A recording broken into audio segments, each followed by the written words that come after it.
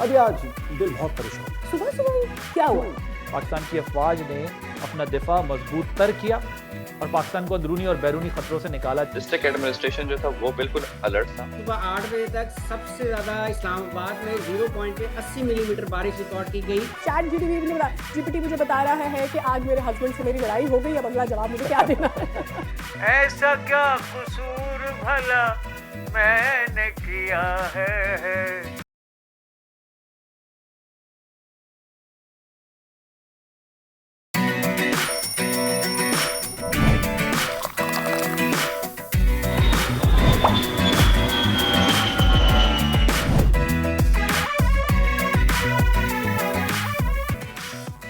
हुकूमत की जानिब से पेट्रोलियम मसनूआत की कई कीमतों का ऐलान। पेट्रोल की कीमत में 8 रुपये 36 पैसे, डीजल की कीमत में 10 रुपये 39 पैसे फी लीटर इजाफा कर दिया गया। कीमतों में इजाफे के बाद पेट्रोल की नई कीमत 266 रुपये 79 पैसे, जबकि डीजल की कीमत 272 रुपये 98 पैसे फी लीटर हो गई। नई कीमतों में 2.50 पैसे कार्बन लेवी भी आएगा। सवाल वाक़े में कसूरवार कौन है? तहकीकाती कमेटी के तहलका खेज इंकशाफात सामने आ गए। फिजागढ़ के मकाम पर पेश आने वाले हादसे में 13 अफराद की हलाकत की मुमकिन वजह माफिया की जानिब से मिट्टी और पत्थरों की मदद से बंद बनाकर दरिया का रुख मोड़ना करार। खैबर पख्तूनख्वा में बारिशों, फ्लश फ्लड और लैंड स्लाइडिंग के बायस हादसा के नतीजे में मजमूई तौर पर 22 अफराद जाँ बहक जबकि 11 अफराद जख्मी हुए। सयाहों के लिए PDMA की क्या एडवाइजरी जारी की जाए? आज के प्रोग्राम में इस पर बात होगी। इस्लामाबाद और अतराफ में गरज चमक के साथ मूसलाधार बारिश। वासा Rawalpindi high alert, rain emergency नाफिज कर दी। अमला हैवी मशीनरी के साथ फील्ड में मौजूद। गुज़श्ता 24 घंटों के दौरान सबसे ज़्यादा बारिश अटक में 34 मिलीमीटर रिकॉर्ड की गई। महकमा मौसमियात के मुताबिक आज इस्लामाबाद, पंजाब, बालाई खैबर पख्तूनख्वा और कश्मीर के बाज़ मुकामात पर मूसलाधार बारिश का इम्कान, जबकि मुल्क के बेशतर इलाकों में मौसम गर्म और मरतूब रहने की तवक्को। हुकूमत ने बिजली के बिलों में इलेक्ट्रिसिटी ड्यूटी की वसूली ख़त्म कर दी है। वफाकी वज़ीर तवानाई अवैस लगारी का तमाम सूबाई वज़राए आला को इलेक्ट्रिसिटी ड्यूटी ख़त्म करने से मुताल्लिक़ खतर साल बिजली के बिलों में टैक्सों का बोझ कम करना चाहते हैं। बिलों में मुतअद्दिद चार्जेस और ड्यूटियों से सार्फिन उलझन का शिकार हैं। अवैस लगारी ने कहा, बिल सिर्फ असल खर्च को ज़ाहिर करें, यही हमारा हदफ है। सूबे मुतबादिल ज़राए से ड्यूटी वसूली के तरीक़े तजवीज़ करें। और इसराइल फ़ौज की गज़ा पर शदीद बमबारी, मज़ीद 95 फ़लस्तीनियों को शहीद कर दिया। अरब मीडिया के मुताबिक बमबारी इमदाद के हुसूल के लिए खड़े मजलूम फ़लस्तीनियों पर की गई। हजूम से भरे अस्पताल को भी निशाना बनाया गया। एक और वाक़े में इसराइली बहरिया ने गाज़ा सिटी के साहिल पर एक कैफ़े को भी निशाना बना डाला। हमले में 30 से ज़ायद अफराद शहीद हुए, दर्जनों ज़ख्मी भी हुए। शहदा में ख़वातीन, बच्चे और सहाफ़ी भी शामिल हैं जो इस कैफ़े में मौजूद थे।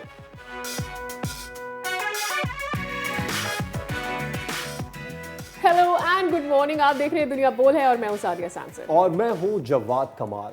सादिया, आज दिल बहुत परेशान है। सुबह सुबह ही क्या हुआ? क्योंकि मैं ये सोच रहा हूँ कि गरीब की तनख्वाह तो बढ़ी नहीं है, हुकूमत ने एक बार फिर से उस पर पेट्रोल बम बढ़ा दिया। अरे ये तो आप बिल्कुल ठीक कह रहे हैं। और जुल्म ये भी है कि पिछले महीने ही तो कार्बन लेवी में इजाफा किया था। सोने पे सुहागा ये हुआ है कि आपको पता ही होगा, फिक्स चार्जेस में इजाफा कर दिया गया है। अब जो प्रोटेक्टेड सारिफ है उसको 400 और अनप्रोटेक्टेड के लिए 1500 रुपये बढ़ाएं। अब ये तो वही बात हो गई, आमदनी 98 और खर्चा 100 रुपया। हाँ, सुना तो मैंने 100 रुपया था, लेकिन जवाब अब फ़र्क इतना ज़्यादा बढ़ गया है ना कि आपने बिल्कुल ठीक मिसाल दी है। ये अब रुपया नहीं है, ये अब 100 रुपया ही है। खैर, इस पर तो सादिया हम आगे चलकर बात करेंगे, लेकिन इस वक्त जो मुल्क में एक बड़ा चैलेंज है वो बारिशें हैं, सैलाब हैं, जिससे ख़ास तौर पर खैबर पख्तूनख्वा सबसे ज़्यादा मुतासिर हुआ। इसके साथ ही सिफारती महाज पर भी पाकिस्तान ने बड़ी कामयाबी हासिल की। हाँ, ये दो चीज़ें साइमल्टेनियसली हम देख रहे हैं कि पाकिस्तान को बहुत सारे चैलेंजेस का एक ही वक्त सामना है। यानी पाक भारत जब जंग हुई उसमें यकीनी तौर पर पाकिस्तान ने अपनी दिफाई ताकत का मुजाहरा किया, लेकिन फिर जब ईरान इसराइल मामला हुआ तो उस पर पाकिस्तान को अपनी सफारतकारी भी दिखानी थी। और जंग के बाद पाकिस्तान को सफारती महाज पर मुख्तलिफ ममालिक का ना सिर्फ शुक्रिया अदा करना था, बल्कि ये भी देखना था कि किस तरह से पाकिस्तान ने इस पॉलिसी को आगे लेकर चलना है। एंड आई थिंक पाकिस्तान के लिए एक बड़ी जीत तो हुई है, लेकिन बहुत सारे चैलेंजेस भी सामने है। और इन चैलेंजेस से निपटा कैसे जाएगा? सीनियर सहाफ़ी और बोल के एंकर पर्सन आदिल अब्बासी से इस बारे में मजीद बात कर लेते हैं। आदिल साहब, बहुत शुक्रिया अपना कीमती वक्त हमें देने के लिए शो में। पाकिस्तान ने पाक भारत वॉर, सिफाती डिप्लोमेसी, फिर ईरान इसराइल जंग में भी बहुत जिम्मेदाराना किरदार अदा किया है। पूरी दुनिया में इस वक्त पाकिस्तान की एक अहमियत है जो उजागर हुई है पिछले एक महीने में। आप क्या समझते हैं, पाकिस्तान की तरजीहात अब आलमी सतह पर होनी क्या चाहिए? मेरा ख्याल है कि पाकिस्तान को जो है वो डिप्लोमेटिक फ्रंट पे जो कामयाबी हासिल हुई है ये बड़ी इंपॉर्टेंट बात है। मिलिटरीली पाकिस्तान जो है अल्हम्दुलिल्लाह बहुत मजबूत है और कई दहाइयों से पाकिस्तान को अपने अंदरूनी और बैरूनी दुश्मनों का सामना रहा, दहशतगर्दी का सामना रहा और पाकिस्तान ने बड़ा क्राइसिस फेस किया, लेकिन पाकिस्तान की अफवाज ने अपना दिफा मजबूत तर किया और पाकिस्तान को अंदरूनी और बैरूनी ख़तरों से निकाला, चाहे वो दहशतगर्दी के वाक़यात इंटरनल हो एक्सटर्नल, हमारा ईस्टर्न बॉर्डर हो वेस्टर्न बॉर्डर हो, दोनों पे अल्हम्दुलिल्लाह किया। बट डिप्लोमेटिक फ्रंट पर हमारी वीकनेस ये रही कि हमारी पॉलिसीज़ की कंसिस्टेंसी नहीं होती या हम उस तरीके से उसको परसू नहीं करते।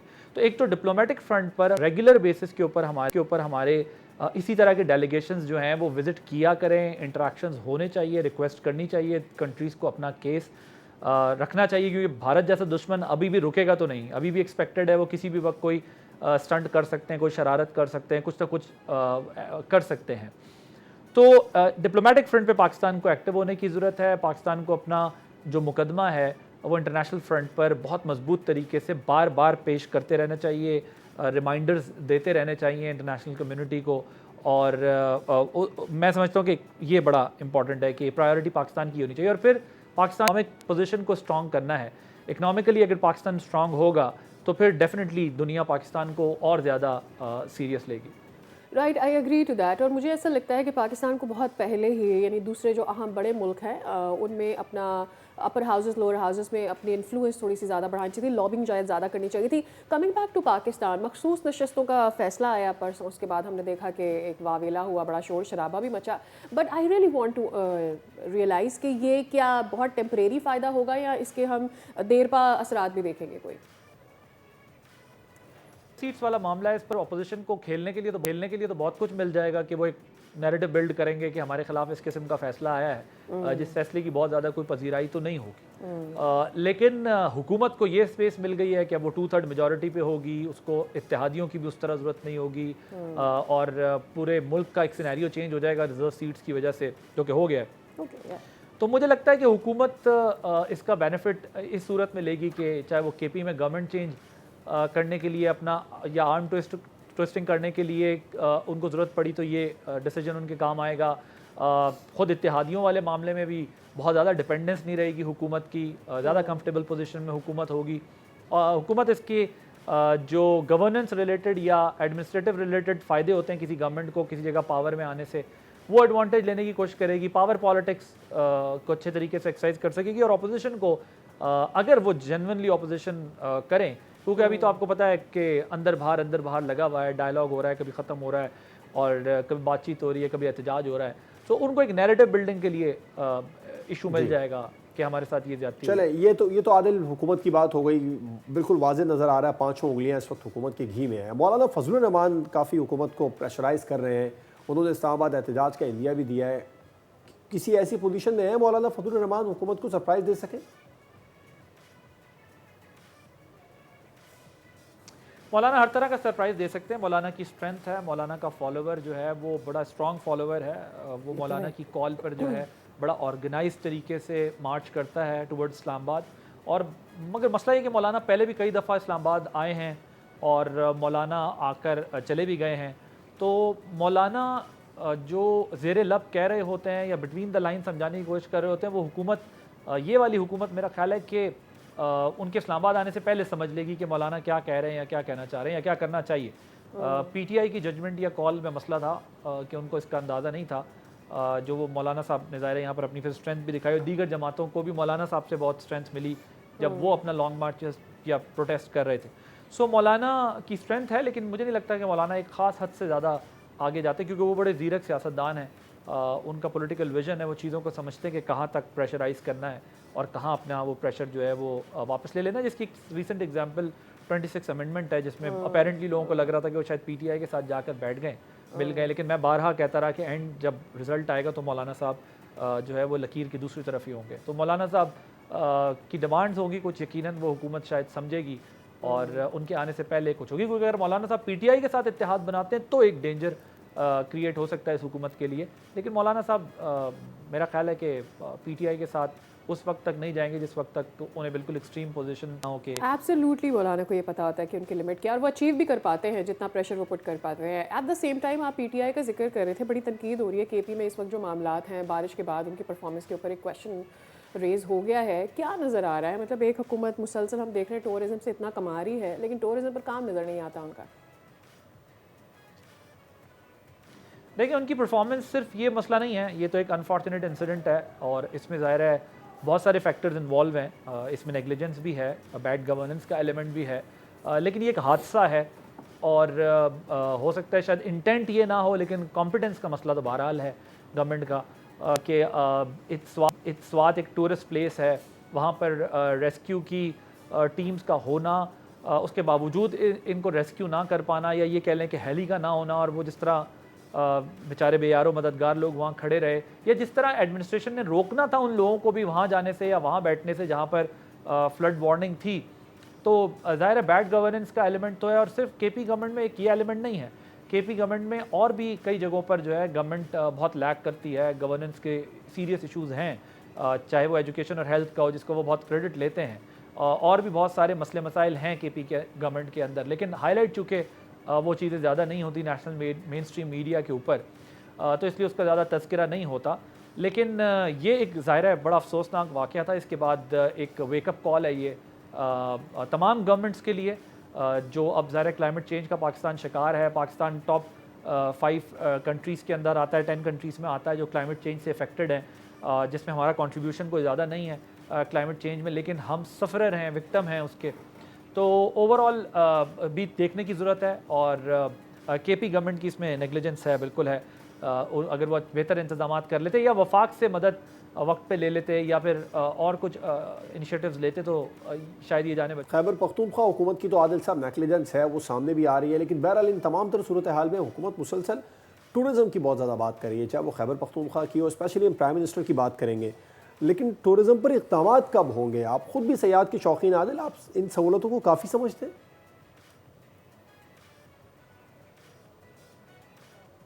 नहीं, मैं नहीं समझता। पूरी दुनिया में कई ममालिक घूमने के बाद मैं समझता हूँ कि पाकिस्तान के अंदर बहुत खूबसूरत प्लेसेस तो हैं, आपको हर चीज़ मिलती है जो दुनिया के कई मुल्कों में आप घूम के देखते हैं, वो पाकिस्तान में एक अकेले पाकिस्तान के अंदर आपको हर चीज़ मिलती है। लेकिन प्रॉब्लम ये है कि फैसिलिटीज़ उस लेवल की नहीं है। प्राइवेट सेक्टर को जो आपने दी हुई हैं चीज़ें वो बहुत एक्सपेंसिव हैं, वो अफोर्डेबल नहीं है लोअर मिडिल क्लास के लिए। और आपको पता है कि मेजॉरिटी नंबर मिडिल क्लास या लोअर मिडिल क्लास का होता है जो पाकिस्तान में टूर ट्रैवल करता है, बाकी तो इंटरनेशनल ट्रैवल कर रहे होते हैं लोग जो साहिब हैसियत हैं, वो पाकिस्तान में इतना ज़्यादा टूरिज़म पे बिलीव ही नहीं करते। लेकिन बिल्कुल बहुत इंफ्रास्ट्रक्चर के इश्यूज़ होते हैं, फैसिलिटीज़ के इश्यूज़ होते हैं, लेडीज़ के लिए बड़े प्रॉब्लम होते हैं, बच्चों के लिए बड़े प्रॉब्लम होते हैं। तो मैं नहीं समझता पाकिस्तान के अंदर टूरिज़म के लिए जो अभी तक इनिशिएटिव्स लिए गए वो काफ़ी हैं। अभी हम बहुत पीछे हैं, बहुत कुछ करने की ज़रूरत है और टूरिज़म को अट्रैक्ट आप उसी सूरत कर सकते हैं जब आप फैसिलिटीज़ देंगे। और मुझे लगता है कि जो एक बड़ा नंबर पाकिस्तान से बाहर जाके अपनी हॉलीडेज़ करते हैं वो पाकिस्तान में ज़रूर करें अगर उन्हें लगे कि उस मयार का उनको रिजॉर्ट्स मिलें या उस लेवल का इंफ्रास्ट्रक्चर हो कि आप इजीली एक्सेस कर सकें उन जगहों को और एक्सप्लोर कर सकें। और सबसे बड़ा एलिमेंट कि सिक्योरिटी या प्रोटेक्शन की उनको ये फील हो कि we are completely protected, secure, तो फिर डेफिनेटली वो पाकिस्तान टूरिस्ट अट्रैक्ट करेगा। और सिर्फ डोमेस्टिक टूरिस्ट नहीं बल्कि इंटरनेशनल टूरिस्ट भी। जब मैं देखता हूँ जीबी के इलाकों में जब घूमता हूँ या नॉर्दर्न एरियाज़ में पाकिस्तान के जो केपी की साइड के एरियाज़ हैं इनमें, तो मैं ये देखता हूँ कि टूरिस्ट इक्का दुक्का आपको कुछ नज़र आते हैं, लेकिन उनके पास वो सहूलतें नहीं हैं जो वो सहूलतें चाहते हैं उनको मिलें और आप मज़ीद दुनिया को अट्रैक्ट कर सकते हैं। और शायद पाकिस्तान में आपको जगह कम पड़ जाए, इतना टूरिस्ट आ जाए अगर पाकिस्तान उसको सही तरीके से मार्केट कर ले। तो आई डोंट थिंक सो कि we have done a lot. Absolutely tourism के मामले में तो आजकल जितनी बात हो रही है ना आदिल, मेरे ख्याल में इससे पहले बात थी, बट आई रियली थिंक कि उसमें से कुछ निकल कर ज़रूर आ जाए। कमिंग बैक टू पीटीआई, आपको क्या लगता है पीटीआई कहाँ खड़ी है? क्या आने वाले दिनों में उनके लिए कोई अच्छी खबर है या बिल्कुल ही पॉलिटिकली साइडलाइन हो गए? नहीं, मुझे नहीं लगता उनके लिए कोई अच्छी खबर है। उनकी पॉलिटिकल स्ट्रेटजी जो है वो उनके लिए बुरी खबरें क्रिएट किए जा रही है। कभी वो छुप के मुज़ाकरात कर रहे होते हैं, बात करने का ख़ुद भी इंदिया दे रहे होते हैं, कभी वो कहते हैं हमने बात नहीं करनी, कभी वो कहते हैं हम डट गए, कभी वो कहते हैं हम मुल्क के लिए बात करने को तैयार हैं। लेकिन दूसरी तरफ से एक ही सदा आती है कि कि आप सियासतदान आपस में बात करें, अपना मसला खुद हल करें। तो वो जिस तरफ देख रहे हैं उधर से मसला हल नहीं हो रहा, जिस तरफ उन्हें देखना चाहिए वहाँ पर वो देख नहीं रहे, और हुकूमत इस सारे मामले का एडवांटेज ले रही है। और कोई भी गवर्नमेंट नहीं चाहती कि वो जाए किसी से मुज़ाकरात करे और अपोजिशन को कहे आप आकर पावर में गवर्नमेंट ले लें। रीज़नेबल स्टेबिलिटी हर गवर्नमेंट चाहती है, उसके लिए हमें पता है अच्छे तरीके से कि हमारी हुकूमतें इदारों का सहारा लेती हैं और अपनी जो है वो गवर्नमेंट को चलाने के लिए हर हरबा इस्तेमाल करती हैं। तो PMLN को ये सूट करता है कि PTI इस पोजीशन में रहे, थोड़ा बहुत आए, डायलॉग में रहे, स्टेबिलिटी रहे, लेकिन वो नहीं चाहते कि इस लेवल तक उनके प्रॉब्लम सॉल्व हो जाएं कि वो जाएं। तो मुझे नहीं लगता उनके लिए कोई अच्छी खबर नियर फ्यूचर में है। उनकी अपनी पॉलिटिकल स्ट्रेटजी डिजास्टर साबित हो रही है उनके लिए। ठीक है, thank you so much Adil, it was very pleasant to have you on the show. और मेरे ख्याल में मेरी तो कम अज़ कम पहली दफ़ा ही आपसे शो में बात हुई है, so a very warm welcome as well at the same time. अच्छा, मेरे ख्याल में जवाद, आई थिंक कि अब हमें कुछ बारिशों के बारे में बात करें। मुल्क भर में बारिशें हो रही हैं और KP और पंजाब में जहाँ बारिशें हो रही हैं, बट आई नो कि सवात और उसके अराउंड और कितना नुकसान पहुँचा है, बहुत तबाही मचाई है इन बारिशों ने और इससे बड़ा नुकसान हुआ है। सबसे ज़्यादा नुकसान मुझे लगता है उन लोगों का हुआ है जो यहाँ से इस गर्ज से गए, किसी भी शहर से इस गर्ज से गए कि उन्होंने वहाँ जाकर ट्रैवल करना है, एंजॉय करना है, लेकिन वहाँ जाकर उनको अंदाज़ा ही नहीं था, they were caught by the surprise कि वहाँ पर क्या कुछ हो सकता है। और हुकूमत की जानिब से मुतनब्बी भी किया जाता है, बार बार महकमा मौसमियात की जानिब से बताया जाता है KP पंजाब में जहाँ पर बारिशें हुई हैं, तबाही इन बारिशों ने मचाई है, लेकिन उसके बावजूद भी इक़दाम जो किए गए थे वो इक़दाम नाकाफ़ी रहे और आवाम की जानिब से भी एहतियात नहीं की गई है। NDMA ने गुज़िश्ता 5 दिनों के दरमियान होने वाली जानी और माली नुकसान की एक तफसीली रिपोर्ट जारी की है, जिसमें सिंध में 13, पंजाब में 18, खैबर पख्तूनख्वा में 22 और बलूचिस्तान में 7 अफराद जाँ बाग। बिल्कुल, और अगर KP की बात करें तो वहाँ 5 दिनों के दरमियान तेज़ बारिशों और लैंड स्लाइडिंग के बाइस मजमूई तौर पर 22 अफराद जान से हाथ धो बैठे। इसके अलावा कई ज़ख्मी भी हुए और रिपोर्ट ये बता रही है कि 75 घरों को नुकसान पहुँचा, लोगों को बहुत नुकसान पहुँचा। इस सारी सूरत हाल पर मेरे ख्याल में बात कर लेते हैं। हमारे साथ मौजूद हैं तर्जुमान NDMA, उनसे जानेंगे कि इस वक्त ओवरऑल क्या सिचुएशन नज़र आती है, अपर एरियाज़ में, लोअर एरियाज़ में क्या सिचुएशन है और एक्सपेक्ट क्या किया जा रहा है। अनवर शहजाद साहब हमारे साथ मौजूद हैं, तर्जुमान है KP हुकूमत के। बहुत शुक्रिया अनवर साहब ने वक्त निकाला हमारे प्रोग्राम के लिए। और अच्छा, एक अहम चीज़ PDMA साहब का ताल्लुक है, बहुत शुक्रिया आपके वक्त के लिए। सबसे अहम चीज़ इस वक्त ये है कि हम क्या समझें कि अब जो आने वाली बारिशें हैं ये कितना नुकसान मज़ीद पहुँचा सकती हैं, क्योंकि जितनी बारिशें और हो चुकी हैं ज़ाहिर है उसको तो हम भुगत चुके हैं, उसका नुकसान भी उठा चुके हैं, लेकिन आने वाले दिनों में मैं क्या एक्सपेक्ट करूं कि कितना मुतासिर करेगी ये बारिश है? जी बहुत शुक्रिया। जिस तरह महकमे मौसमियात की वेदर आउटलुक को देखा जाए तो 5 जुलाई तक जो है ये बारिशें जारी रहने का इम्कान है, और ये बारिशें मानसून की बारिशें हैं। आपको मैं बताता चलूँ, मानसून की बारिशें जो होती हैं आम बारिशों से थोड़ी सी ज़्यादा तेज़ होती हैं। जिस तरह आपने KP में पिछले दिनों में जो बारिशें देखी हैं, ये क्लाउड आउटबर्स्ट उस चीज़ को कहते हैं जहाँ पर बादल जो हैं वो इस तरह बरसते हैं जो आपके एक्सपेक्टेशन से काफ़ी ज़्यादा बारिशें हो जाती हैं, और जो फिर सिचुएशन होती है वो सिचुएशन को काबू करने के लिए हमारे पास टाइम बहुत ज़्यादा कम होता है। जिस तरह फ्लश फ्लड था, फ्लश फ्लड में जिस आपने देखा एक फैमिली थी जो स्वात में जिसको जो है जान से हाथ धोना पड़ा। हमारे पास वक्त बहुत ज़्यादा कम था उस वक्त।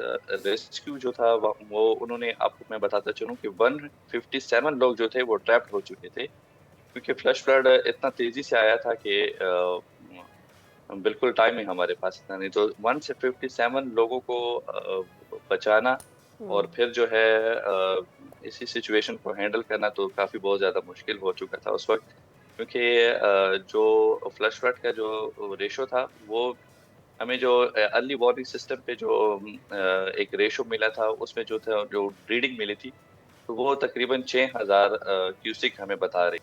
जी अच्छा अनवर साहब, एक चीज़ को क्लियर कर दीजिए, जैसे आपने बताया कि क्लाउड बर्स्ट हुआ, बारिश बहुत ज़्यादा हुई, मुतनब्बे भी किया गया था, तैयारियां भी की गई थी। जब आप ये बताते हैं वक्त कम होता है लेकिन थोड़ा बहुत तो होता है, जो वहाँ पर टूरिस्ट हैं उन्हें कौन बताएगा, कौन इन्फॉर्म करता है? उन्हें इन्फॉर्म कर दिया जाता है, फिर वहाँ पर जो होटल्स हैं, जो सयाहती प्लेसेस हैं, उन लोगों का की ख़ास तौर पर जिम्मेदारी है, उन्हें अगर बता दिया जाए, वो वार्न कर दें वहाँ पर मौजूद टूरिस्ट को, तो कम से कम नुकसान तो ना हो जो जानी नुकसान हुआ है। बिल्कुल जी, देखिए हमारी एडवाइजरी जो थी वो 23 जून को जो है पहले से इशू कर दी गई थी ये 25 जून से लेकर 1 जुलाई तक जो है तेज़ बारिशों का इम्कान है, जिसके नतीजे में फ्लश फ्लड का हमने बता दिया था पहले से। डिस्ट्रिक्ट एडमिनिस्ट्रेशन जो था वो बिल्कुल अलर्ट था और उसके साथ-साथ जो थे रेस्क्यू टीमें सब अलर्ट थी। इसके अलावा हम जो हैं टूरिस्ट के लिए हमने टूरिज़्म डिपार्टमेंट की जानिब से एक एडवाइज़री इश्यू की थी। उस एडवाइज़री में जितनी भी एहतियाती तदाबीर थी होटल्स मालिकान के लिए, उसके साथ-साथ जो जितने टूरिस्ट गए थे वहाँ पे, उनके लिए जो थे हमने एहतियाती तदाबीर पब्लिक प्लेसेस में जो स्क्रीन्स इंस्टॉल्स होती हैं, उन स्क्रीन्स पे हमने उन सब के लिए एहतियाती तदाबीर और इसके साथ-साथ जो है हमने पूरे प्रिकॉशंस उनको दी थी। राइट। लेकिन अच्छा, आपको पता है छुट्टी वाले दिन थे, जुम्मे के दिन भी छुट्टी थी, हफ्ता इतवार भी छुट्टी थी, तो लोग सब जो थे मेरे ख्याल आउटिंग में के लिए ये बाहर जो निकले हुए थे। कोऑर्डिनेशन है इदारों की, अनवर शहजाद साहब, ये बहुत ज़्यादा इम्पॉर्टेंट हो जाती है कि कौन से एरिया को आपने बंद करना है। ख़ास तौर पर जैसे सुआत में तो एक ट्रेंड है, हम देखें दरिया किनारे, इवन गिलगित में भी ये ट्रेंड है, दरिया किनारे बहुत होटल बनते हैं। एक तो चले उनका फुजला व सारा जारा होता है दरिया में, वो एक अलग बात है, लेकिन वो कितने ख़तरनाक है अगर ऐसे पानी का चढ़ाव हो, वो भी एक अलग है। तो वो कोऑर्डिनेशन नहीं नज़र आती और ये पहली दफ़ा नहीं हुआ, ये इससे पहले भी होता रहा है। आई मीन हम देख रहे हैं कि एक एडवाइजरी जारी ज़रूर कर दी जाती है, लेकिन लोग भर भर के जा रहे होते हैं, उससे ट्रैफिक भी हो रहा होता है जैम, लैंड स्लाइडिंग भी हो रही है और फिर इस तरह के वाक़यात भी हो रहे हैं। जी बिल्कुल, जिस तरह मैंने आपको पहले भी बताया कि जिस तरह ये सिचुएशन क्रिएट हुई है, तो रेस्क्यू की अगर रिपोर्ट देखी जाए तो 157 लोग इस सिचुएशन में ट्रैप थे। तो 157 लोगों में से जो है 147 लोगों जो थे उनको बाहिफाज़त रेस्क्यू से कर जो लिया है गया। वो रेस्क्यू कर गए। लेकिन जो बदकिस्मती से ये वो फैमिली जो थी, वो ऐसी जगह पर मौजूद थी जहाँ पर फ्लश फ्लड इतनी तेज़ी से आया कि वहाँ पर जो था 6000 क्यूसेक से 70,000 क्यूसेक तक पानी वहाँ उसकी ये वेलोसिटी भी काफ़ी अनएक्सपेक्टेड था ज़्यादा फॉर थी, श्योर। तो इस वजह से अनएक्सपेक्टेड चीज़। बिल्कुल, बहुत तो सारी ये चीज़ें होती है अनएक्सपेक्टेड हुई, कोऑर्डिनेशन आपने कहती है, दुरुस्त फरमाया अनवर एम्पैथी भी शहजाद वहाँ साहब। पर लेकिन मौजूद एक बात रहती जो ख़ास तौर पर सामने आई, देखने में जो बड़ी ख़तरनाक हद तक बात है जो सामने आ रही है, वो ये हमने तारीख़ देखी है, जब जब दरियाओं का रुख मोड़ने की कोशिश की जाए तो वो बिफरता है बहुत ज़्यादा। अभी इत्तलात ये आ रही है कि उसका रुख मोड़ने की कोशिश की गई थी, माफिया की जानिब से पत्थर डालकर और मिट्टी डालकर कोशिश की गई थी, और फिर जब वो दरिया अपना रास्ता बनाता है दोबारा से, तो वो तो बहुत ज़्यादा बहाव तेज़ी के वही साथ हुआ आगे ना कि बढ़ता है। जब 6000 से 77,000 क्यूसेक का बहाव होगा तो फिर वो पानी तो जी। नहीं देखेगा आगे तो पत्थर। ये जो माफिया, इसको लगाम कौन डालेगा? बिल्कुल, देखिए जब ये ऐसी सिचुएशन सामने आई है तो आपने ये भी देखा होगा कि उसके बाद जो है केपी गवर्नमेंट ने क्विक ऑपरेशन किया है, तजावुज़ात जितने भी थे वहाँ पर, होटल्स जितने थे वहाँ पर, इस तरह की जो माफिया थी वहाँ पर, उसके ऊपर सबको जो है एक्शन लिया गया है। ज़्यादातर वो ऐसे होटल थे जो बिल्कुल नदी किनारों के बिल्कुल करीब ही थे, उनको जो है बिल्कुल ख़त्म किया गया है, वहाँ पर डिमोलिश किया गया है। इस तरह जो जिन इरिगेशन डिपार्टमेंट की जानिब से जिन बिल्कुल ठीक है। लोगों ने अच्छा अनवर साहब, सॉरी टू जैसा कट यू, आपने एक भी शॉर्टली चीज़ें एक बताई। आपसे एक बड़ी इंपॉर्टेंट बात पूछनी है, उसके बाद मैं आपका थैंक्स करेंगे। वो ये कि हमने देखा कि दुनिया में बहुत ज़्यादा जदीद टेक्नोलॉजी आ गई है लोगों को रेस्क्यू करने के लिए। डिज़ास्टर मैनेजमेंट अथॉरिटी ने कुछ ख़ास इकदाम किए, इतने बड़े हादसे के बाद में ड्रोन्स आ गए हैं और लाइफ बोट्स हैं जो ड्रोन्स की तर्ज पर ही पहुँचती हैं। कुछ इस तरीके के आपने इकदाम किए तो फौरी तौर पर लोगों की जान बचाई जा सके। बिल्कुल जी, इक्विपमेंट्स भी मौजूद हैं और जो ड्रोन्स की टेक्नोलॉजी आपने कहा, ड्रोन्स टेक्नोलॉजी की तरफ भी हम जा रहे हैं। रेस्क्यू जो है उनको भी हमने मुतनब्बा किया हुआ है कि जो ऐसी चीज़ें हैं जहाँ पे इंसानी जानों को आसानी तरीके से बचाया जा सके, जो टेक्नोलॉजी है वो परचेज़ करनी चाहिए। इस तरह लाइव बोट्स हैं, लाइफ जैकेट्स हैं, वो ऑलरेडी जो है मानसून कंटीजेंसी प्लान से पहले जो है प्रोवाइड कर दिए गए थे। लेकिन एक अनएक्सपेक्टेड इवेंट इंसिडेंट था, उस इंसिडेंट की वजह से जो है तमाम इदारों पे क्वेश्चन मार्क आया है। तो वो जो है थोड़ा सा अनएक्सपेक्टेड चीज़ थी। बाकी जो है मैंने आपको बताया है कि 147 लोगों को हमने रेस्क्यू भी किया है, एग्जैक्टली। उनको भी So जो वो है गॉट थोड़ा योर सा पॉइंट, वो हाईलाइट किया नंबर जाए। हमारे सामने आया है, लेकिन कंसर्न ऑब्वियसली ये था कि अगर ऐसे बारिशें तो अभी जारी हैं, ख़त्म नहीं हुई है। अनवर साहब बहुत बहुत शुक्रिया, आपने वक्त निकाला और हमें बहुत सारी चीज़ें वाज़ेह तौर पर बताई। लेकिन अभी भी मुझे ऐसा लगता है जवाद, वन थिंग जो मेरे बार बार दिमाग में आती है, एक इदारा एक इकदाम करेगा, अगर उसे कोई दूसरा इदारा कंटिन्यू नहीं करेगा, बिल्कुल ऐसे उनकी कोऑर्डिनेशन नज़र नहीं आएगी तो वो डिस्क्रिपेंसी इधर से नहीं उधर से नज़र आएगी, इवेंचुअली आवाम इसका खमियाजा भुगतते और फिर उंगली जो है वो हुकूमत बिल्कुल ऐसे। और ये बारिशों और लैंड स्लाइडिंग, सैलाब, इनसे सबसे ज़्यादा जो लिंक है वो महकमा मौसमियात का है। उसने बताना है बारिशें कब होती हैं, सूरत हाल क्या रहेगी आने वाले दिनों में। महकमा मौसमियात के तर्जुमान अंजुम नज़ीर साहब ने हमें शो में ज्वाइन किया है, उन्हें वेलकम करते हैं, उनसे इस बारे में बात करते हैं। अंजुम नज़ीर साहब, वेलकम टू द शो। अच्छा अंजुम साहब, ये जानना चाह रहे हैं कि बारिशें बहुत ज़्यादा हुई हैं आने वाले दिनों में, एक तो हम क्या एक्सपेक्ट करें, ऑल्सो थोड़ा सा अगर हमें विजुअल आपका राय भी मिल जाए ताकि हम उन एरियाज़ को भी देख सकें कि कौन कौन से एरियाज़ आने वाले दिनों में मुतासर हो सकते हैं और वेदर अपडेट क्या रहेगी। जी देखें, मॉनसून तो बिल्कुल इन प्रोग्रेस है और ये इसी तरह होता है। एक्चुअली हम लोग एहतियात नहीं करते हैं, आने वाले दिनों में भी कश्मीर, गलियात और हिका इलाकों में, जबकि KPK के जो पहाड़ी इलाके हैं यहाँ पर मज़ीद बारिशों के इम्कानात मौजूद हैं।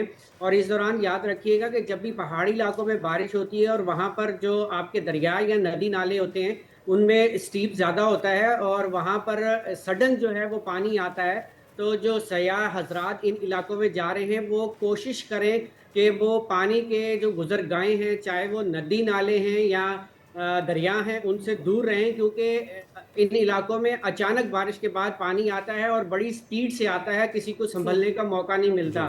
इवन आप कोशिश करें कि बिल्कुल जो उसके करीब रॉक्स होते हैं उन पर भी ना जाएं, क्योंकि सडन पानी के इम्पैक्ट में जो है वो आपको नुकसान उठा सकते हैं। राइट, बिल्कुल। अच्छा, पानी आपको बहा कर ले जाएगा। आई थिंक अंजुम, मैं चाह रही थी, आपके पीछे स्क्रीन में हम देख रहे हैं कुछ हाईलाइटेड एरियाज भी नजर आ रहे हैं, अगर आप उस वॉल पर हमारी थोड़ी कर सकें कि कौन से एरियाज हैं जहां पर बारिशें एक्सपेक्टेड हैं और वेदर किस तरह का दिख रहा है। आप देखिए जी, आपके सामने जो मैप नज़र आ रहा है इसमें आप देखेंगे पाकिस्तान के जो कश्मीर से लेकर जो वस्ती पंजाब है इसके ऊपर बादल मौजूद हैं। इसी तरह लाहौर, सियालकोट, नारोवाल, गुजरांवाला और इस्लामाबाद तक आपको बादल नज़र आ रहे हैं। कश्मीर के इलाके में भी बादल हैं, तो इन इलाकों में जो है वो एक अच्छी बारिश मज़ीद मतवक्को होगी और ये सिलसिला जो है ये 4 से 5 तारीख तक वक्फे से जारी रहेगा। इस दौरान जो है कश्मीर के चंद मकामात पर मूसलाधार से शदीद मूसलाधार बारिश भी हो सकती है। राइट, तो अंजुम सबसे ज़्यादा बारिशें कहाँ पर होने जा रही हैं आने वाले दिनों में? कौन सा शहर ऐसा है जो सबसे ज़्यादा मुतासिर होगा? देखें जी, जो गुज़िश्ता रात का स्पेल हुआ उसमें सुबह 8 बजे तक सबसे ज़्यादा इस्लामाबाद में 0 पॉइंट पे 80 मिलीमीटर बारिश रिकॉर्ड की गई। इसी तरह जो है आपका शमशाबाद जो रावलपिंडी है वहाँ पे 70 मिलीमीटर, जबकि सियालकोट में 45 मिलीमीटर। और इसी तरह अगर हम बात करते हैं तख्तबाई में KP में 27 मिलीमीटर बारिश रिकॉर्ड की गई है और ऑलमोस्ट पाकिस्तान के चारों सूबों में जो है वो बारिश हुई है जी। सिर्फ गिलगित बल्तिस्तान की तरफ जो है वो सिर्फ ट्रेसेस नोट हुए हैं, आपका क्या कहते हैं स्कर्दू और बगरोट से। ठीक है। अच्छा, मुझे ये भी जानना है अनवर साहब के इस अंजुम साहब माजिद के साथ कि इस वक्त कराची में क्या सिचुएशन नजर आई है। हमें तो कहा गया था कि भाई 5 जुलाई तक बारिशें होनी ही होनी है, अब बारिशें थम गई हैं। कल से तो मैं देख रही हूँ बहुत ज़्यादा धूप भी है और डर ये लग रहा है हमें कि कहीं दोबारा गर्मी ना हो जाए, क्योंकि खुदा करके तो थोड़ी बहुत कराची में बारिश हुई थी। तो मैं क्या कराची के लिए और सिंध के लिए एक्सपेक्ट करूँ? कराची में इतवार तक बारिशों का बताया गया था, तो कराची में जो है मौसम कदरे बेहतर है, सूरज भी निकल रहा है, बादल भी हैं। रात गए और सुबह के औकात में जो है वो कहीं कहीं फवार, कहीं कहीं बूंदाबांदी की इतलात हैं और ये सिलसिला आने वाले दिनों में जारी रहेगा। कराची में फिलवक्त तेज़ बारिश के कोई इम्कानात मौजूद नहीं है, ताहम 5 या 6 तारीख को जो ईस्टर्न साउथ ईस्टर्न सिंध है, जो थरपारकर रीजन है, यहाँ पर हल्की बारिश हो सकती है। राइट, और अभी कुछ देर पहले PDM से अनवर शहजाद साहब थे हमारे साथ, उन्होंने बताया कि जिस तरीके से बारिशें हुई हैं खैबर पख्तूनख्वा में क्लाउड बर्स्ट हुआ, उसके बाद में फिर जो रैले आते हैं वो संभाले नहीं जाते हैं। तो अभी कोई ऐसी सिचुएशन कोई आवाज़ बहुत लाइट है। राइट, मैं चाहूँगा सादी आप ज़रा इनसे आपकी अगर आवाज़ पहुँच पाए जो नज़ीर साहब तक, मैं सवाल इनसे ये करना चाह रहा हूँ कि जो क्लाउड बर्स्ट का कोई इम्कान मजीद है आने वाले? अंजुम साहब, अगर तो आवाज़ आ गई है जवाब की, आपको वैसे मैं कोशिश करी मैं और ज़्यादा ऊंचा बोल सकूँ, आप तक आवाज़ जाए। क्लाउड बर्स्ट की क्या सिचुएशन हो सकती है? अभी कह रहे हैं कि सवात में अपर एरियाज़ में क्लाउड बर्स्ट हुआ और अनएक्सपेक्टेड पानी था उसका बहाव, तो अब ये क्लाउड बर्स्ट कहाँ हो सकते हैं? देखें जी, क्लाउड बर्स्ट की जो फिनोमिना है, बिल्कुल आप सही कह रहे हैं, ये पहाड़ी इलाकों में होता है। और क्लाउड बर्स्ट का मतलब ये होता है कि अगर किसी एक एरिया के अंदर 1 घंटे में 100 मिलीमीटर से ज़्यादा बारिश हो जाए तो इसको क्लाउड बर्स्ट कहते हैं। ऐसी सिचुएशन अभी तक हमें नहीं कहीं नज़र आई है, यहाँ कहीं से ऐसा डाटा रिकॉर्ड नहीं हुआ कि 1 घंटे में 100 मिलीमीटर बारिश हो। तो हम बिल्कुल, ये बात सही है कि पहाड़ी इलाकों में जब बारिश होती है तो मैंने जैसे पहले आपको बताया कि वहाँ पर जो दरिया है या नदी नाले हैं उनका स्लोप बहुत ज़्यादा स्टीप होता है, तो वहाँ पर जो है सडन पानी आता है। इसका ये मतलब नहीं है कि कोई क्लाउड बस्ट हो गया, अभी तक ऐसी कहीं भी कोई सिचुएशन देखी नहीं गई है। ताहम बारिशें अच्छी हो रही हैं, मूसलाधार हो रही हैं, लेकिन अभी फिलहाल क्लाउड बस्ट की कोई सिचुएशन नज़र नहीं आई। तो अब से कुछ देर पहले जैसे सादिया ने कराची की स्पेशली बात की थी, तो कराची में आपने 5 जुलाई तक बताया जा रहा था कि तवातुर के साथ बारिशें होंगी। अब दोबारा से ये भी खबरें सामने आ रही कि 5 जुलाई से एक नया सिस्टम दाखिल होगा कराची में। थोड़ा सा बता दें आने वाले दिनों में बलाई इलाकों की स्पेशली क्या सूरत हाल रहेगी? देखें जी, बलाई इलाकों में मैंने पहले भी बताया कि ये सिलसिला वक्फे वक्फे से जारी रहेगा। कश्मीर के कुछ इलाकों में मूसलाधार शदीद मूसलाधार बारिशें हो सकती हैं, ताहम बाकी इलाकों में दरमियानी से मूसलाधार बारिशें मुतवक्को होंगी।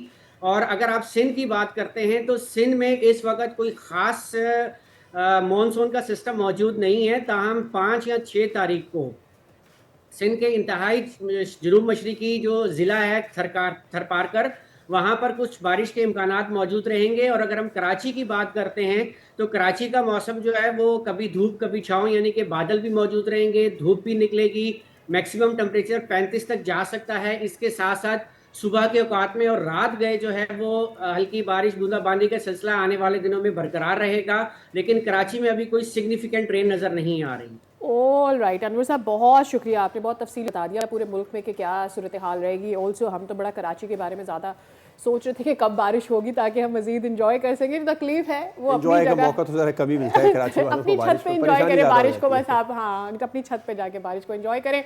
वेल मीनवाइल हम कॉफ़ी इंजॉय कर लेते हैं, आप ले लें एक ब्रेक आफ्टर दिस।